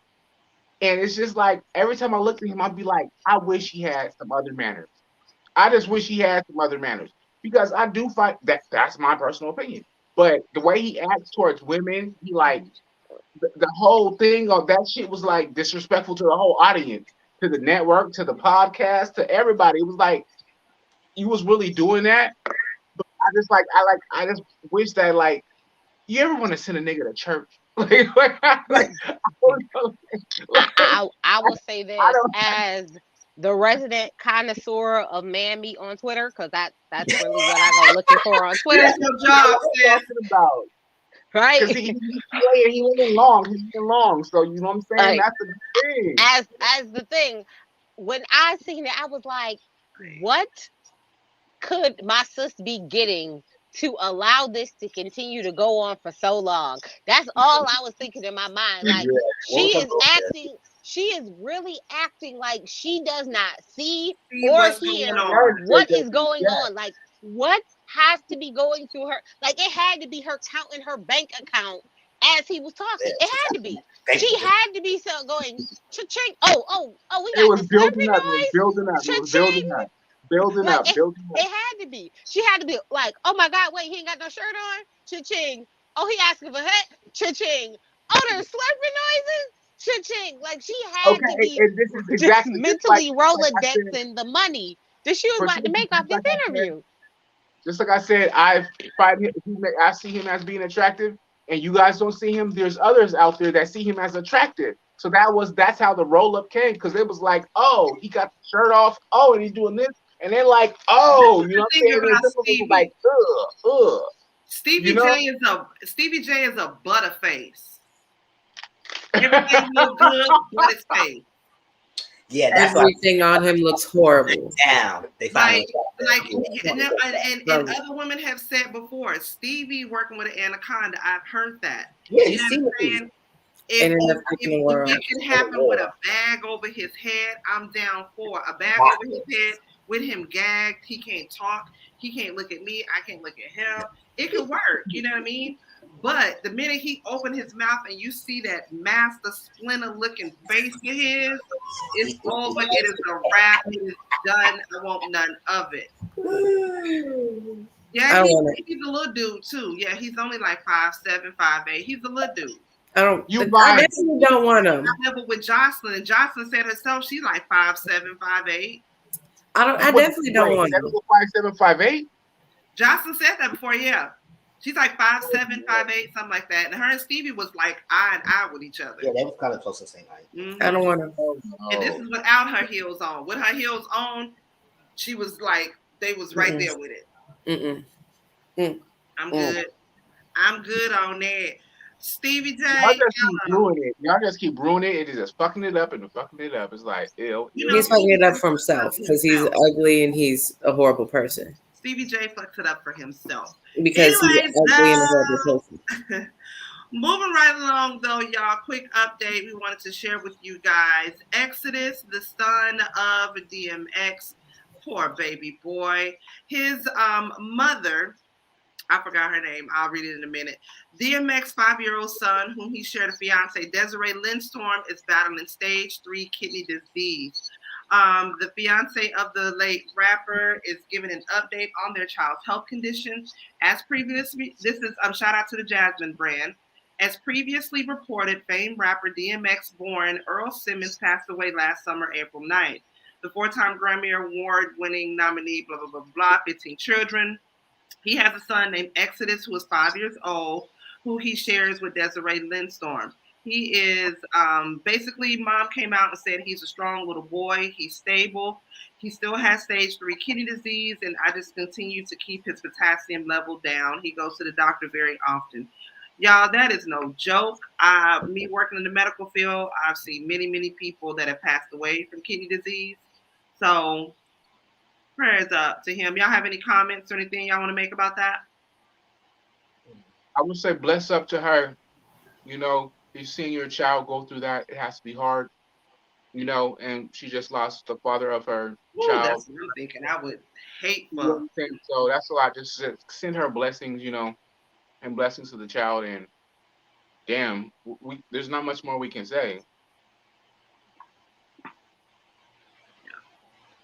Anybody else? Any comments, concerns? Just pray it to the kid and hope he get through this. That's all. I mean, it's sad. I know that poor baby. He's such a sweet baby boy too. I feel so bad for her. I pray to God don't nothing happen to that baby. But moving right along, y'all. Last thing that we are gonna get into now. This story right here shocked the hell out of me. We're gonna get into Royce Reed now. This came about on the Shade Room, TMZ, all kinds of stuff. But I'm gonna read this to y'all. Court docs reveal that Reese Roy's underage son allegedly engaged in inappropriate conduct with a minor. The claims are the cause of her child neglect charge. This is a shout out to the Shade Room. Earlier today, we reported that former Basketball Wives star Royce Reed turned herself into a Florida police department due to third-degree felony charge of child neglect. Now, according to recent released court documents, the details involving the case have revealed that her underage son's alleged inappropriate conduct with the minor led to the charges against her. According to court documents, Royce's young son has an alleged history of inappropriate sexual conduct with minors that came to a head last year when he allegedly made the minor son of Royce's boyfriend perform a sexual act while the two boys were at Royce's home. In the documents, investigators confirmed that during their interview with him about the incident, he stated, the minor child, he made him masturbate me because I was angry at him. This happened on 2 separate occasions, and he says that anger triggers him into acting out sexually. Now, he was forbidden by authorities to have any conduct with minors 2 or more years younger than him. The son of Royce Reed's boyfriend falls under those restrictions. Her son and the minor child have been together multiple times throughout the last year, despite him being required not to do so. In response to her son's inappropriate conduct, Royce told investigators that he has been seeing a sexual treatment counselor at True Core Behavioral Solutions for the last 8 months. However, when her son told counselors about the incident, it was then forwarded to the Florida Department of Children and Families. Royce was charged with third-degree felony child neglect on March 10th, 2022. This is crazy, y'all. They have her court documents all on the Shade Room. I mean, when they find it, they find out everything, child. Traci, I'm going to start with you. You are the residence legal aid here aside from Miss 42. Can she go to jail? Will her son go to jail? How is all of this looking to pan out for them? Yes and yes. So because her son had a case that actually got him removed out of school because there was an incident with the girl, which is how she got the parameters to say he can't babysit, he can't be around kids within 2 years younger than him, he can't be left alone with this. There were rules put in place to say these things couldn't happen, and she chose to ignore them because she felt that he wouldn't do anything to them because they had been around the boys, and she didn't think little boys was a problem for her child. So yes, she can be charged. Yes, something can and should be done. As a parent, I could say if I knew my son had this issue, right? my job as a parent is not only to protect my child, but protect other kids from being harmed. So it is a two-way street, especially if as me as the adult, if I know that this is an issue. Yes, so then because I read the entire affidavit, baby, I was nosy. So when the boyfriend said he knew her son had got removed from school, he was not told why he was removed from school, but he knew she was doing all of these things to get him put back into like this special school this private school that he was in there. So he knew something happened, but he was not aware why or what actually happened to get him removed from school. So the boyfriend didn't even know. No, the boyfriend. So Royce's son was removed from school for a similar incident with a minor girl at school. With a minor girl at school. So it got him removed from school, and that's where they gave him all these stipulations and gave him all these things to do that she was aware of. So the boyfriend who she had been with for 2 years knew he was kicked out of school, didn't get the details of why he was kicked out of the school, but he knew he had gotten kicked out and that she was doing things to get him back in. So he said he was unaware of the full backstory of why, and when it makes sense, it's not uncommon for you to get, a general story and not very much detail of this, and you don't think anything of it because you would think the person that I'm with, if there was a problem, they would kind of give me the heads up, but that wasn't, of course, what happened. So for me, on the aspect of, so I'm like, as a parent, I put 100% fault in her because she knew it was a problem. She had rules and guidelines and things for her to adhere to protect other people, and she assumed the other kids was safe, which to me is always is negligent, because now these other kids potentially have trauma that they shouldn't have had to have or potentially had to deal with had you just did what you were supposed to do. So when she was like, oh no, I didn't get arrested, I turned myself in, honey, you got a mugshot, you got arrested, baby. Okay, yeah. You only get arrested a mugshot when you get arrested, boo-boo. Honey, I'm gonna need you to stop trying to clean up and do the Samaritans. But then I was reading the thing, because when she took her son down and he started explaining to them what was happening, she stopped it and said, I'm afraid that he's gonna say something to get him on the registry. So let's stop this and we'll come back with my lawyer later. Baby, so you knew that like there was a deep issue. Girl, bye. So while some people are like, oh, we feel sorry for her, I don't. I don't, because anybody who allows someone to harm a child or know that there's an issue and don't do anything to stop it, especially your boyfriend's child, needs to be charged, or anybody's child. Like as a parent, you already know you protect your child, but if you know your child has issues, you protect other kids too. That is like, come on now. Don't have them around no other kids. You already know. They shouldn't be around no other kids. Y'all could play in the front. Y'all can play in the front yard, supervised out in public, where I can see you, and we can all see you. But for you to be in the theater over here in this room, and they said like it was a big house, so they would just spread out and hang out. If you know that this is a problem, then baby, you need to always be very watchful and vigilant. So, like I said, my dad, growing up, my dad always said, like, no, you can't stay the night at anyone's house because I can't protect you at their house. I don't know what goes on at their house. I know what's going on at mine. But I wasn't allowed to stay the night at people's houses because he was like, you never know. It could be this. You never know what it could be. So that's just a no for me. But I understand why people are very hesitant to let their kids stay the night at places or go places, because you never know. A lot of times we think, oh, it's the older uncle, it's the dad. No, it's the kid my kid's age. Maybe there's all types of problems. So do I feel like she is making it sound like it's not as important or not as big of a deal as it really is, I do.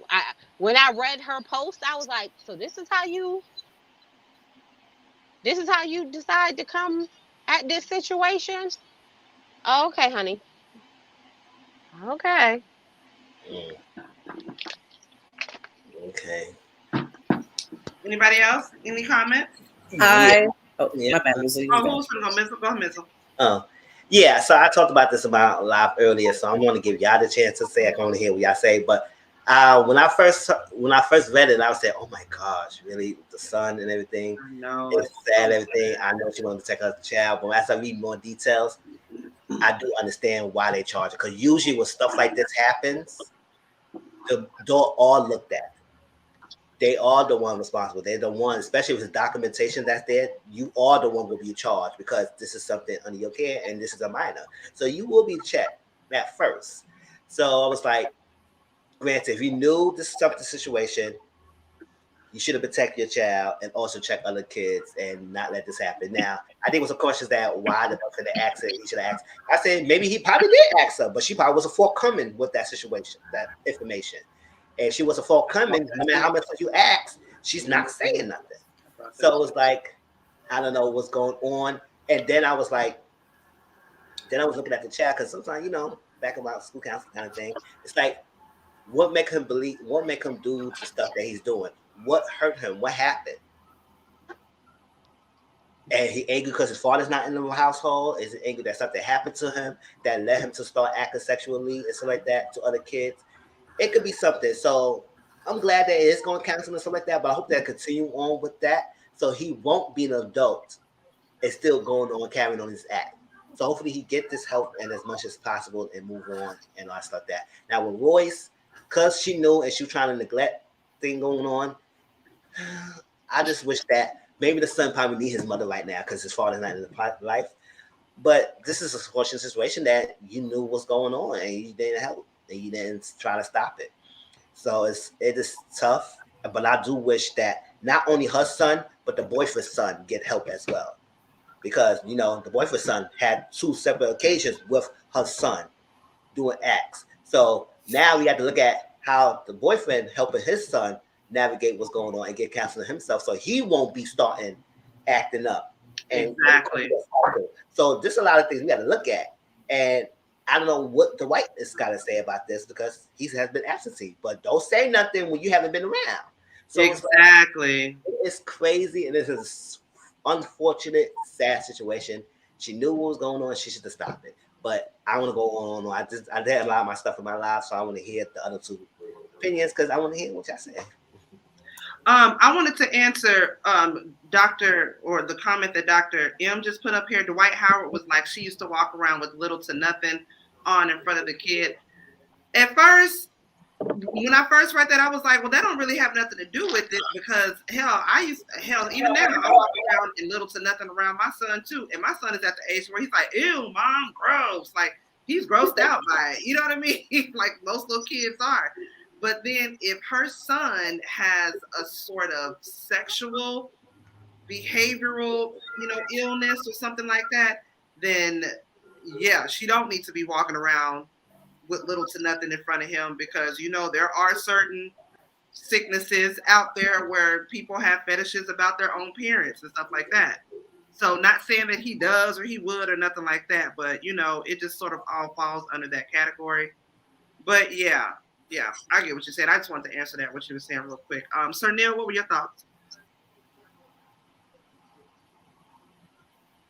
Sir Neale, are you muted or are you there? Sis. Baby sis? I read the whole thing like Traci did, and there's something really wrong with that child because as he was explaining what he was doing to the child, and even the child said that he would have to do the act whenever he was mad at him. He got mad at him, which I thought was really weird and vaguely specific. Mm-hmm. I don't know her, but the fact that she knew what happened at school. She didn't even think to notify the boyfriend, if not for her sake, at least for his own children's sake. Like she seemed like she doesn't care about anyone or anything but herself. And I think she needs to be charged way harsher than what she is. Even okay, so it happened. The incident with the kid happened before he was in treatment for the incident that happened at school. Right. Yeah. Which again begs the question, what is happening at home? Because he already got in trouble for a sexual incident that led to these consequences in the first place. Right. So, you know what? I she think needs I would to feel pull her head out of her ass. I think I would feel a little differently had the incidents with her boyfriend's kids happened before the incident at school, so you didn't have any know or prior knowledge that there was something going on with your child. Right. And then it happened at school, and then you realized, oh, this also happened. But no, it happened at school. The school notified you. We put him out. We said we need to do things. And in between him starting treatment and, in between when it happened with the person at school and him starting treatment, this also happened with the kids. To me, as soon as you know that there is a problem, it is then your responsibility as the adult to protect all the children involved. Like, is my mindset. And I understand, like, assuming, but I also feel like in those kind of incidents, you should never assume. You should always assume the worst. You should always prepare for the worst just in case, because if it was on the other foot and somebody had did it to your kid and they knew about their kid, how would you feel? Like, so it's easy to say, like, oh, give them the benefit of the doubt. But if it was the other way around, if I knew my son had these proclivities and was doing these things, and I let him around Auntie Momo's son and was like, oh, well, Auntie Momo might snap my neck, because I knew. It's not like I didn't know, and her son was in jail. I knew. There's a level of accountability that needs to be to have when you're a parent or just an adult. Like, there's a level of accountability. You understand that you're responsible for this little person until this little person is an adult, and he is like barely a teenager. He's young. Yeah. Her son is young. When you first shared the post with us, Traci, I was thinking to myself, and as I shared with you guys, I was like, he had to have learned this from somewhere, and this is not to throw any shade on Royce's character, you know what I'm saying? But, she done been through a few boyfriends, you know what I'm saying? And, having different people in and out your house, you know what I'm saying, is kind of like, that's suspect in itself, you know what I'm saying? So who knows what happened in between, you know what I'm saying? And for him to be so young, 13, and before he was 13, he was doing these things.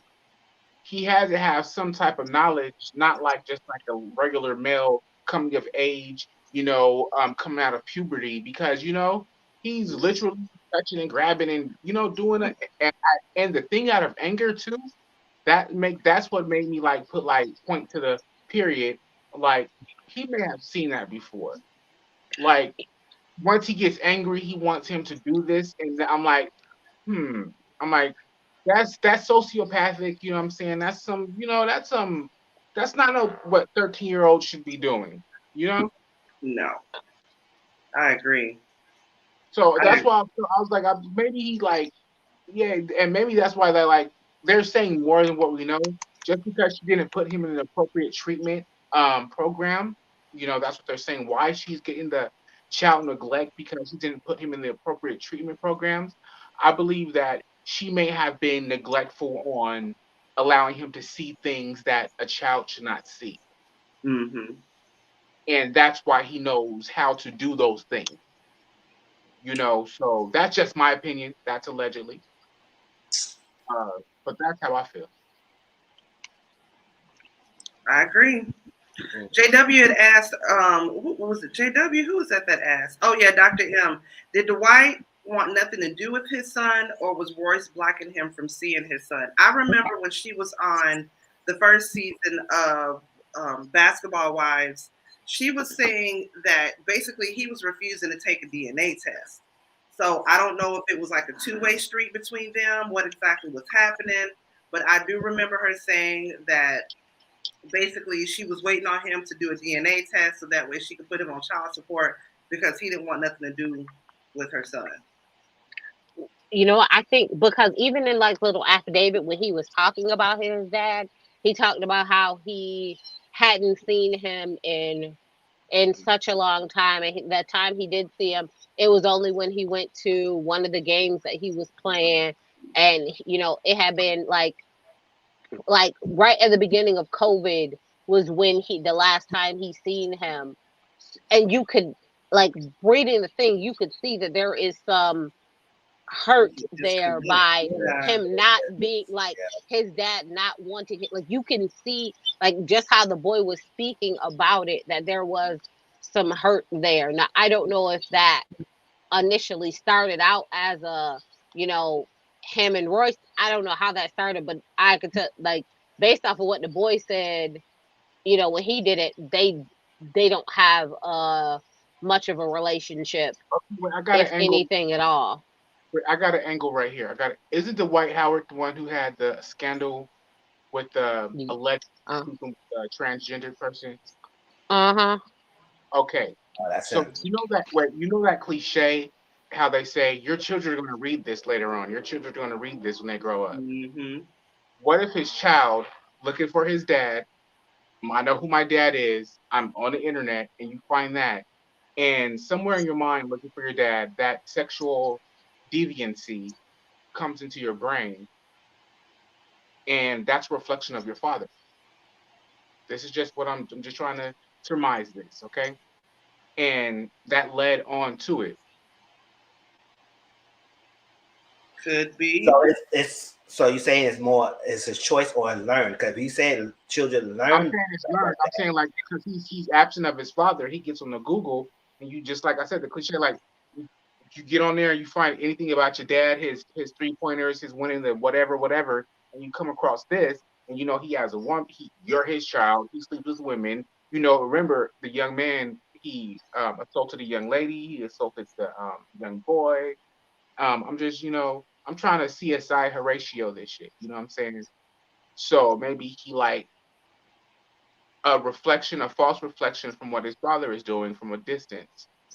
You know, the sexual romps. Should I say? He's too young to try to reverse psychology. You have to claim if he probably seeing the acts that his father was doing. To even say he was mimicking his father's acts. You have to say that he was seeing that. But I think that, to me, part of his father being absent, that's probably fuel his anger, and probably something happened to him. Because kids don't do that extreme stuff until something probably happened to him or something traumatic, whether it was sexual or not, happened, and they act out on that. Well, he was also saying that he gets pleasure in just like from random, just like pictures of people, nothing, not, you know, not adult film required or labeled pictures. So I think maybe there might not just be something happened to him, but there may be like a chemical imbalance or something where that adrenaline rush makes them, you know, is tied to the feeling of, you know, sexual gratification, right? So if I get overly angry or overly happy, my adrenaline starts to pump. So maybe there is like a chemical or medical imbalance, you know, that leads into the trauma of your dad not being there or not feeling wanted, and all those, like, it could be so many things and so many issues. What I will say is I am happy that he is in treatment, that he feels like it is helping him, and he's learning to do whatever he needs to do. So I do, like, you know, always, if there's something going on, you know, taking the proper steps to get help is always the best way to go, right? So, you Right. know, Yeah. not knocking that he is now actively trying, but then Yeah, there's he's looking at also, that. these are the things that I did before I got help, to taking ownership of those things. And I agree. I hope the other kids get some help and, you know, talk to somebody to understand what happened. Because I mean, the ages of the two other kids was 10 and 6. Mhm. So I'm like, Wow. how does that translate to a 6-year-old? You know, like, I don't even know. So, you know, I definitely do believe that, you know, that he's getting help, which is great, which is, you know, always the path that they should go to. So I do acknowledge that Royce did do something. You know, it's not like she Yeah. realized that her child had issues and was just like, he fine, there's nothing wrong with him. Yeah. No, absolutely not. She didn't do that, which some people do. They put their head in the sand and act like nothing's happening. But right. I do appreciate that she understands, like, okay, he needs help. We're gonna get him some help, but also taking some ownership for what happened in the middle of that to get that clarified as well. So it is a terrible, It's a lot tragic of layers. situation Definitely all is. around. And you're right, it's very layered. Yep. And yeah, because he got the help, and that's commendable. And because he said he revealed what he did, that's what led to the person reported it. So it's not like it was something they saw it, like he said something and then reported it. So it was like that's why we in this situation now. She's in this situation now because her son spoke up. Yeah, it's sad. It's sad. It's tragic all the way around. I hope he does get some help. I hope Royce herself gets some help. Because they gonna need it, child. They definitely gonna need it because that's a bad situation. I mean, he's gonna have to forever be on the registered sex offenders list. Like, And he's only 13. only 13. That's bad for your future, baby. Your future is already Gone. messed up, just like that. Gone. Yeah. But y'all, that's it. That's all that I had for y'all. Of course, you know I got some would you rather questions for y'all. Y'all have any other questions, comments, or concerns before we get into my little would you rather questions? Before we get on up out of here and go watch us some hoes. No. No, y'all ready? Okay, yes. Don't be listen. Some of this stuff I be coming up with when I be in the clouds somewhere, okay? And it just sounds brilliant at the time, okay? Okay. First, would you rather? I may have asked this of y'all again. I don't know. I can't remember. I'm asking again. Would you rather lose your memory or your sight?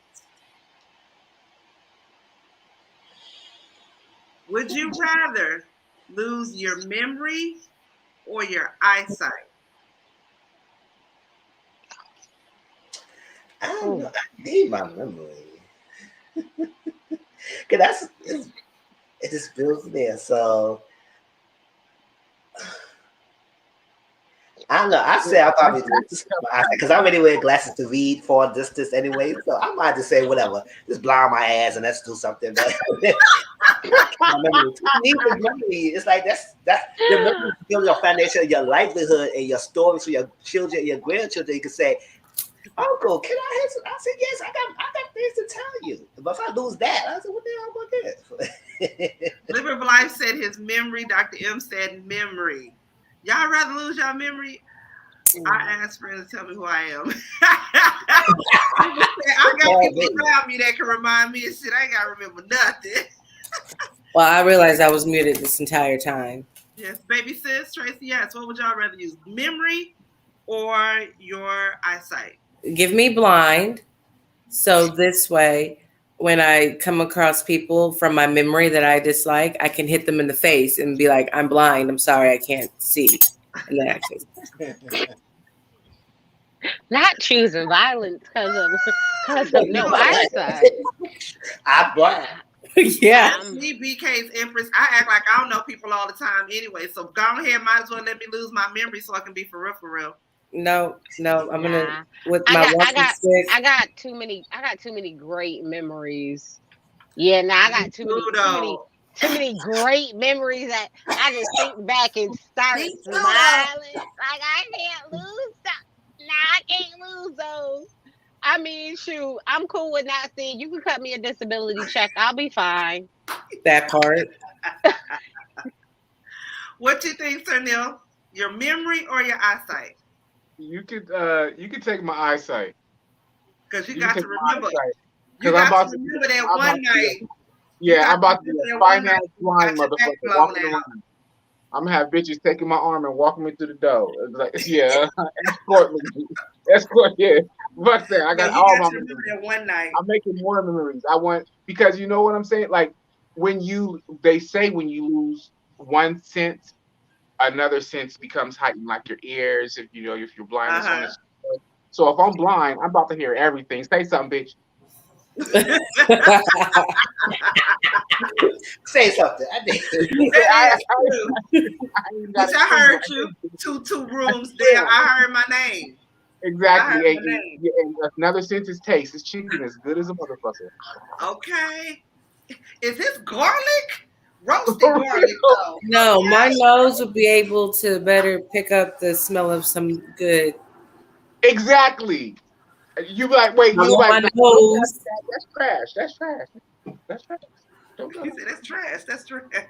Would you rather lose the ability to read or to write or type? Death. Death. No. Oh no, I'm not. Okay. Nope. You know I'm a nerd. Nope. Would you rather lose the ability to read or to write and type? Hold on, wait. Because if I can't read, how do I know what to write? Write and type. Do I know how to write? Listen. See, y'all thinking too hard into this, right? I'm saying, listen, right? Man. Think about it. Cannot write and type. Damn. Listen, I'll think, say right? I would lose my ability to write and type because I have used to read a lot and I still want to do that more. So the reading brings imagination going and it gives you some stuff like that. So let me read, let my imagination go when I read. So I keep doing reading. I lose to the writing and typing. Long as I'm I with can Mizzle. hit the like buttons, I'm good. Listen, I'm with Mizzle because really, I'm like, hey Siri, type da da da da. Hey Google, what da da da. You're cheating. Type to text this good email. What are you talking about? I ain't got time. Oh, I no. refuse. I, I need to read. I refuse to live my life reliant on a sentient being outside of my damn car. So no. Exactly. No. I choose death. Would you rather have the ability to predict the future or to read minds? Read minds. I'm nosy and I'm blackmailing everybody. Extortion would be the name of my game. I know what you did last week, Susan, with Paula accounting. You want me to keep my mouth shut? You were lying, Susan. She's snitching on everybody. Yeah, you better be able to read minds so they know when they coming to get your ass. You better be able to know to read their minds. Mizzle, would you rather be able to read minds or predict the future? I would like to read minds. Read minds. I think that's a good thing to read that. Because sometimes if I want to see what's the head of the people, I could just do an act to get to what I want to do. So yeah. Predict the future is like if you think I would like to have both, but I said if I had to choose one or another, I would say I would read minds. I like that. Read minds so you can know everyone's future. I want to predict the future just so I know what the lotto numbers is. Girl, who you telling? Me and you is right here, boo boo. Because listen, my options was either listen. So if I'm predicting the future, baby, I'm about to win the lotto like 17 times. I'm telling y'all right now, they can like the most wins in history. We don't understand how she keep doing it. Mind your business. Not your problem. Mind your business. I'm playing the lotto. I'm going to Vegas. I'm shooting craps, baby. I'm telling you, I'm about to come out with the next Apple 4000. Like, I'm finna be all of that. I'm finna be in the meetings knowing what the Bezos and them is doing. I'm finna know all of that. No, Because I wait. mean, look, No. reading your mind is only good if I care about what you think, and I normally don't.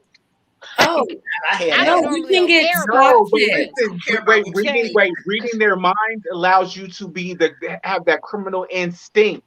So you know their move, but it's like it's chess, not checkers. So you know Right. their move before it comes out their mouth. So you You can know, trump See, stock them in that shit. see, trades, listen. The way your tips. trade, The whatever way you my know what's bank, going to pass, listen, the way my everything. bank Like account about to be if you set at up, the poker table, That part, wait, if you're at the Traci. poker table, wait, if you're at the listen, poker table and the person nah. dealing cards sees the card and you can read their mind, you know what it is, you can change your shit and win the bet. Nah, let me tell you how this is real quick, right? Because the way my bank account about to be set up, That we part. ain't even about to be running in the same leagues no more. So I could care less what these people think because I don't know you. All I know is I know these winning lotto numbers every time I need to stunt on a heifer. Every time. I'm gonna win the Powerball and Mega Millions at the same time. They're They're gonna gonna be come like, get how you in the though. world? They gonna say, "Oh, we can't do Traci anymore. We can't." Well, y'all might as well They'll shut come down get the you. lotto. I'm gonna Y'all shut might that as well shit shut down. down I the was just lotto. gonna say that. I'm finna shut the lotto commission down. Okay? They're gonna Down. be like, And I "Look, want my ma'am, money up front. And I want my you money have up took front. you have took $4.8 billion Wait. from the lotto commission. 4.8 Okay? billion. You have taken more money than the whole nation deficit right now. We can't give you no more damn money because we ain't got it. Okay, we're gonna have to give your ass IOUs at They this gonna do a point. Netflix special of Traci No, and Vincent. nigga. Wait, no. The way tuition Wait, set no. up, I keep telling y'all. Wait, no. I'm trying to be like this with my mind reading, and Tracy's trying to be like this with her. Yeah, Dr. Evil. Listen, Okay, I I'm got about to invent. Listen, I'm There's gonna a big invent difference. some stuff. Y'all, That look, part. the way I'm gonna be inventing stuff, I'm gonna have all types of patents. Y'all gonna be like, listen, in the year 2022, we have no idea what happened, but Traci just took over America. Forget it. Yeah. Over the world. She got Russia and Ukraine out the war. She did all of that. All of that. Wait, while All she's of that. doing all that, I'm gonna use my mind reading skills to be like Tracy. Before you ship that out, can I get one first? Listen, look. You gonna have to know my number to find me because I keep telling y'all, none of y'all gonna be able to find me. Where you at? Okay, my next. Would you rather? I got 3 more, then we're gonna be done.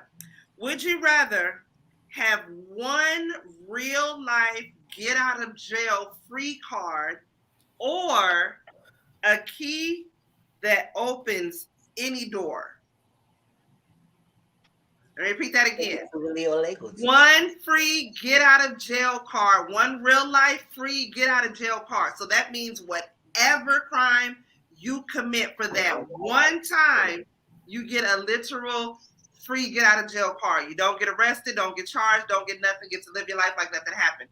Or for that one time, you get a key that will open any door anywhere in the world. What you gonna do? You know what? Come to me last. I'll be right back. Yeah, you have to think about that because I know it's a lot of motherfuckers you want to kill, but it's a lot of you gotta get into too. No, it's not even that. It's like a criminal. It's not. Let me start with Traci. What would be your choice? Your free get out of jail card or a key that opens any door? Now this one is actually difficult, right? So if I have the key to open the door, technically I'm not stealing because I got the key, right? Right. So I have the key, so I can't be stealing if I got the key, right? Right. Okay. All right. Okay. Because in my mind, I feel like if I get the key to Oprah's bank vault, right? I'm stuffing everything. Open the door, baby. I feel like, that might be the way to go because Everything. I have the key. It's not illegal.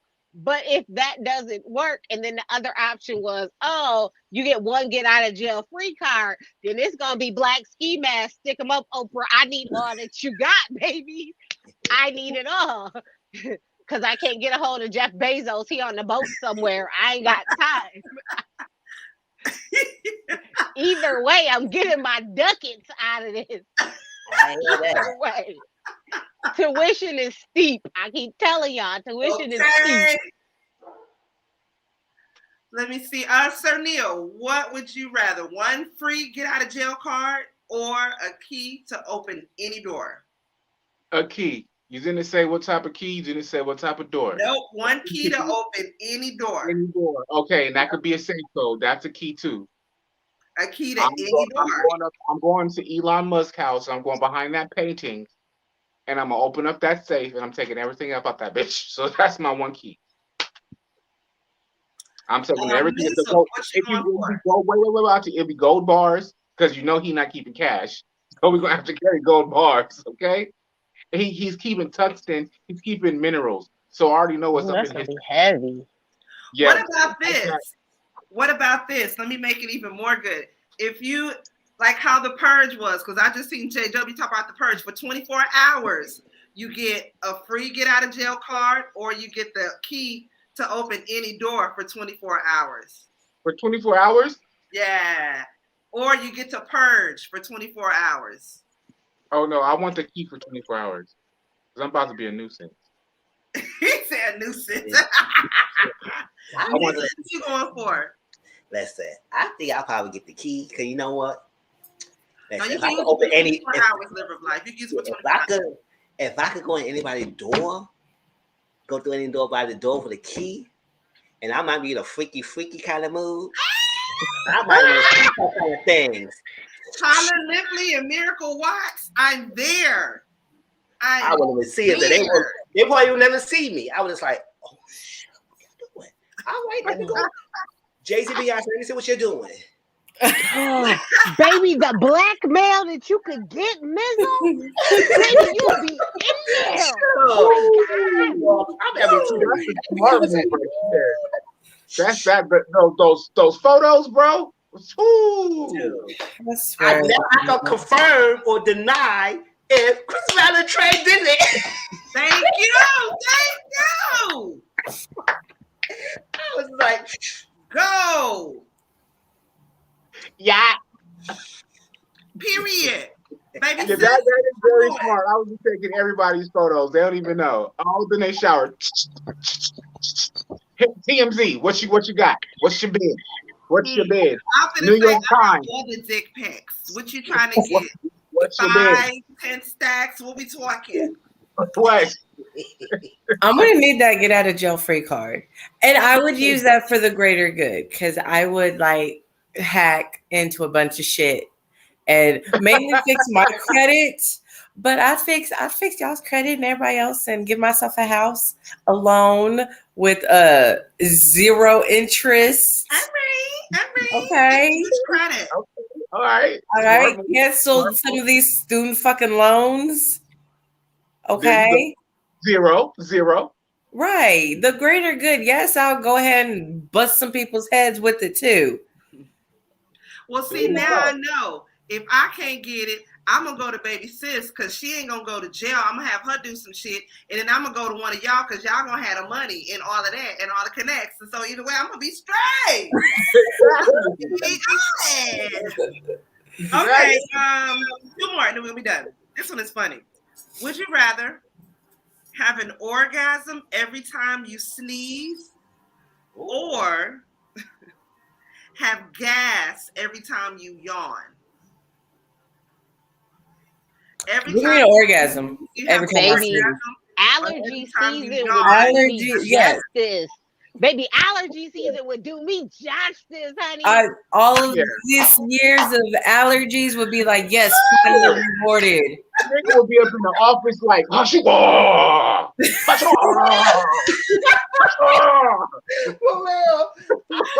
for real. Listen, I don't want to be gassy, yawning on time of gas. I'll probably do the orgasm because it was like, you go, they said, what the hell you doing? I said, don't worry about it. Don't worry about it. I gotta change my drawers. I gotta change my drawers. This is that orgasm all cold season long. You gonna yes. Have to your drawers. That's what I said.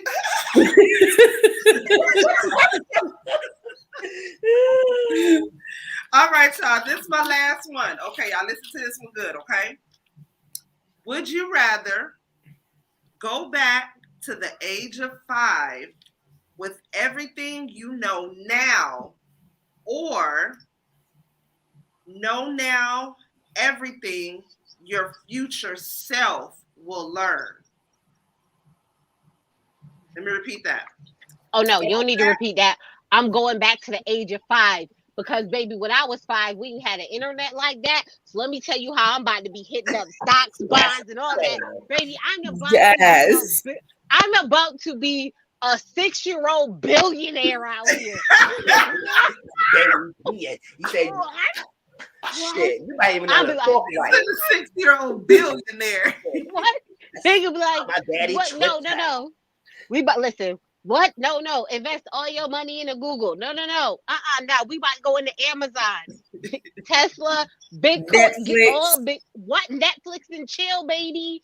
Blockbuster who? Absolutely I'm writing not. songs. Okay, I'm doing all of. Listen, okay, WAP is gonna be produced and written by Traci.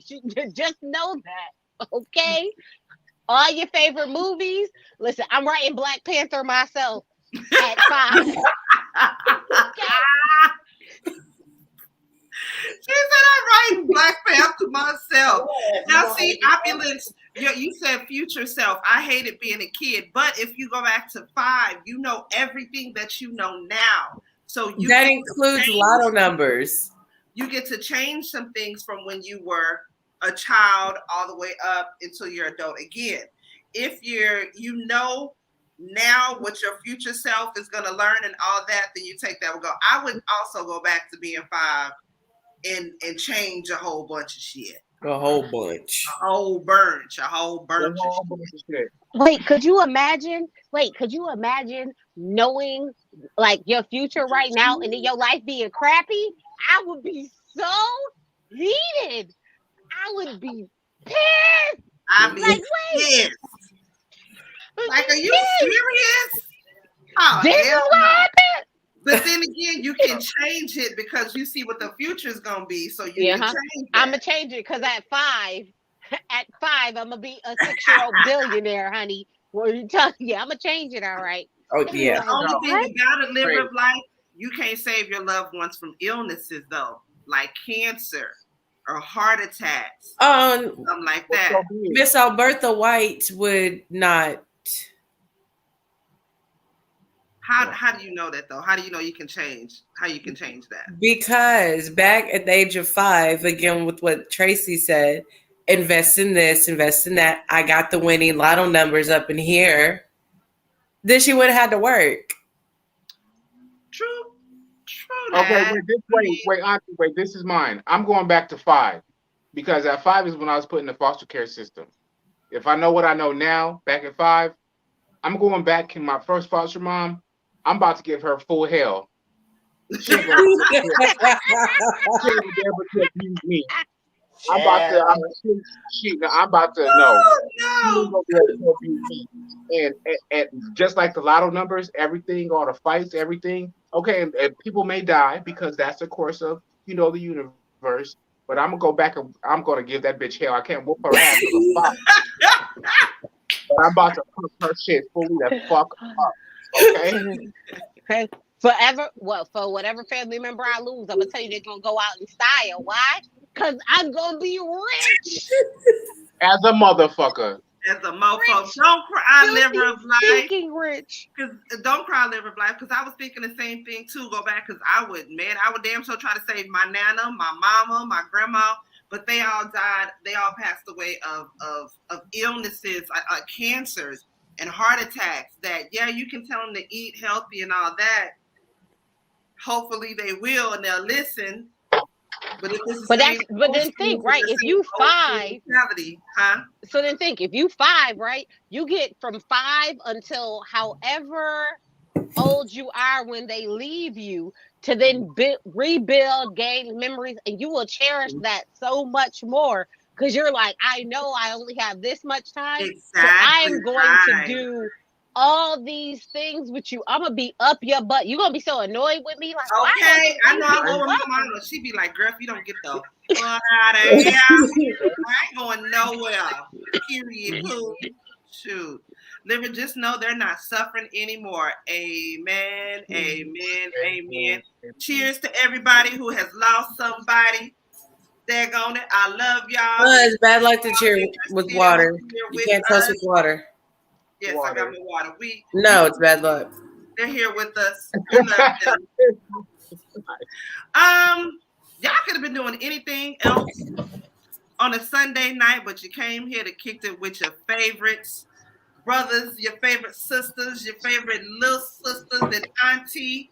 And we appreciate y'all so much. Don't forget, if you are not following us on our socials, please do that. Make sure that you are following Alki Queen on her IG, as well as her YouTube and her TikTok, all Alki Queen. ALKEYQUEEN 11118, as well as make sure you are following Mizzle on his YouTube, his IG, his Twitter, and his Discord. We are on our way over to Mizzle's Discord right now because we are going to watch us some Jocelyn's Cabaret. Okay. Also, make sure that you are following me on my IG and my Twitter as well. Make sure you like, comment, and subscribing and sharing. If you feel so inclined to hit the Cash App, bam! There it is for you needs. Okay? We appreciate y'all. We finna get on up out of here. Opulence, Live of Life, Alec, BK's Empress, JW, everybody that was up in the building, Brandy, anybody that I may have missed, I appreciate y'all. Dr. M, I appreciate y'all. I love y'all. Did I already say Opulence? If I didn't, I'm sorry. Opulence, Brittany, JW, everybody. We love y'all. We appreciate y'all. And again, make sure that you follow us over to I appreciate that. Auntie Mo besides church, this is the best part of my Sunday. Okay, you go pray and then you come here and you kick it with our ratchet ass. But then he wants to kick me out. That's the only way to do a Sunday. I appreciate y'all. I love y'all. And let's go over to Mizzle's Discord so we can watch us some Jocelyn's Cabaret. Okay? Love y'all. Appreciate y'all. Real Queens, Real Talk with a gentleman's perspective. We out, y'all. Bye. Bye. All right, now it's time to get up. You ain't got to go home, but you got to get the hell up out of here. Thanks for coming. Good night, guys. Thank you. See y'all next Sunday.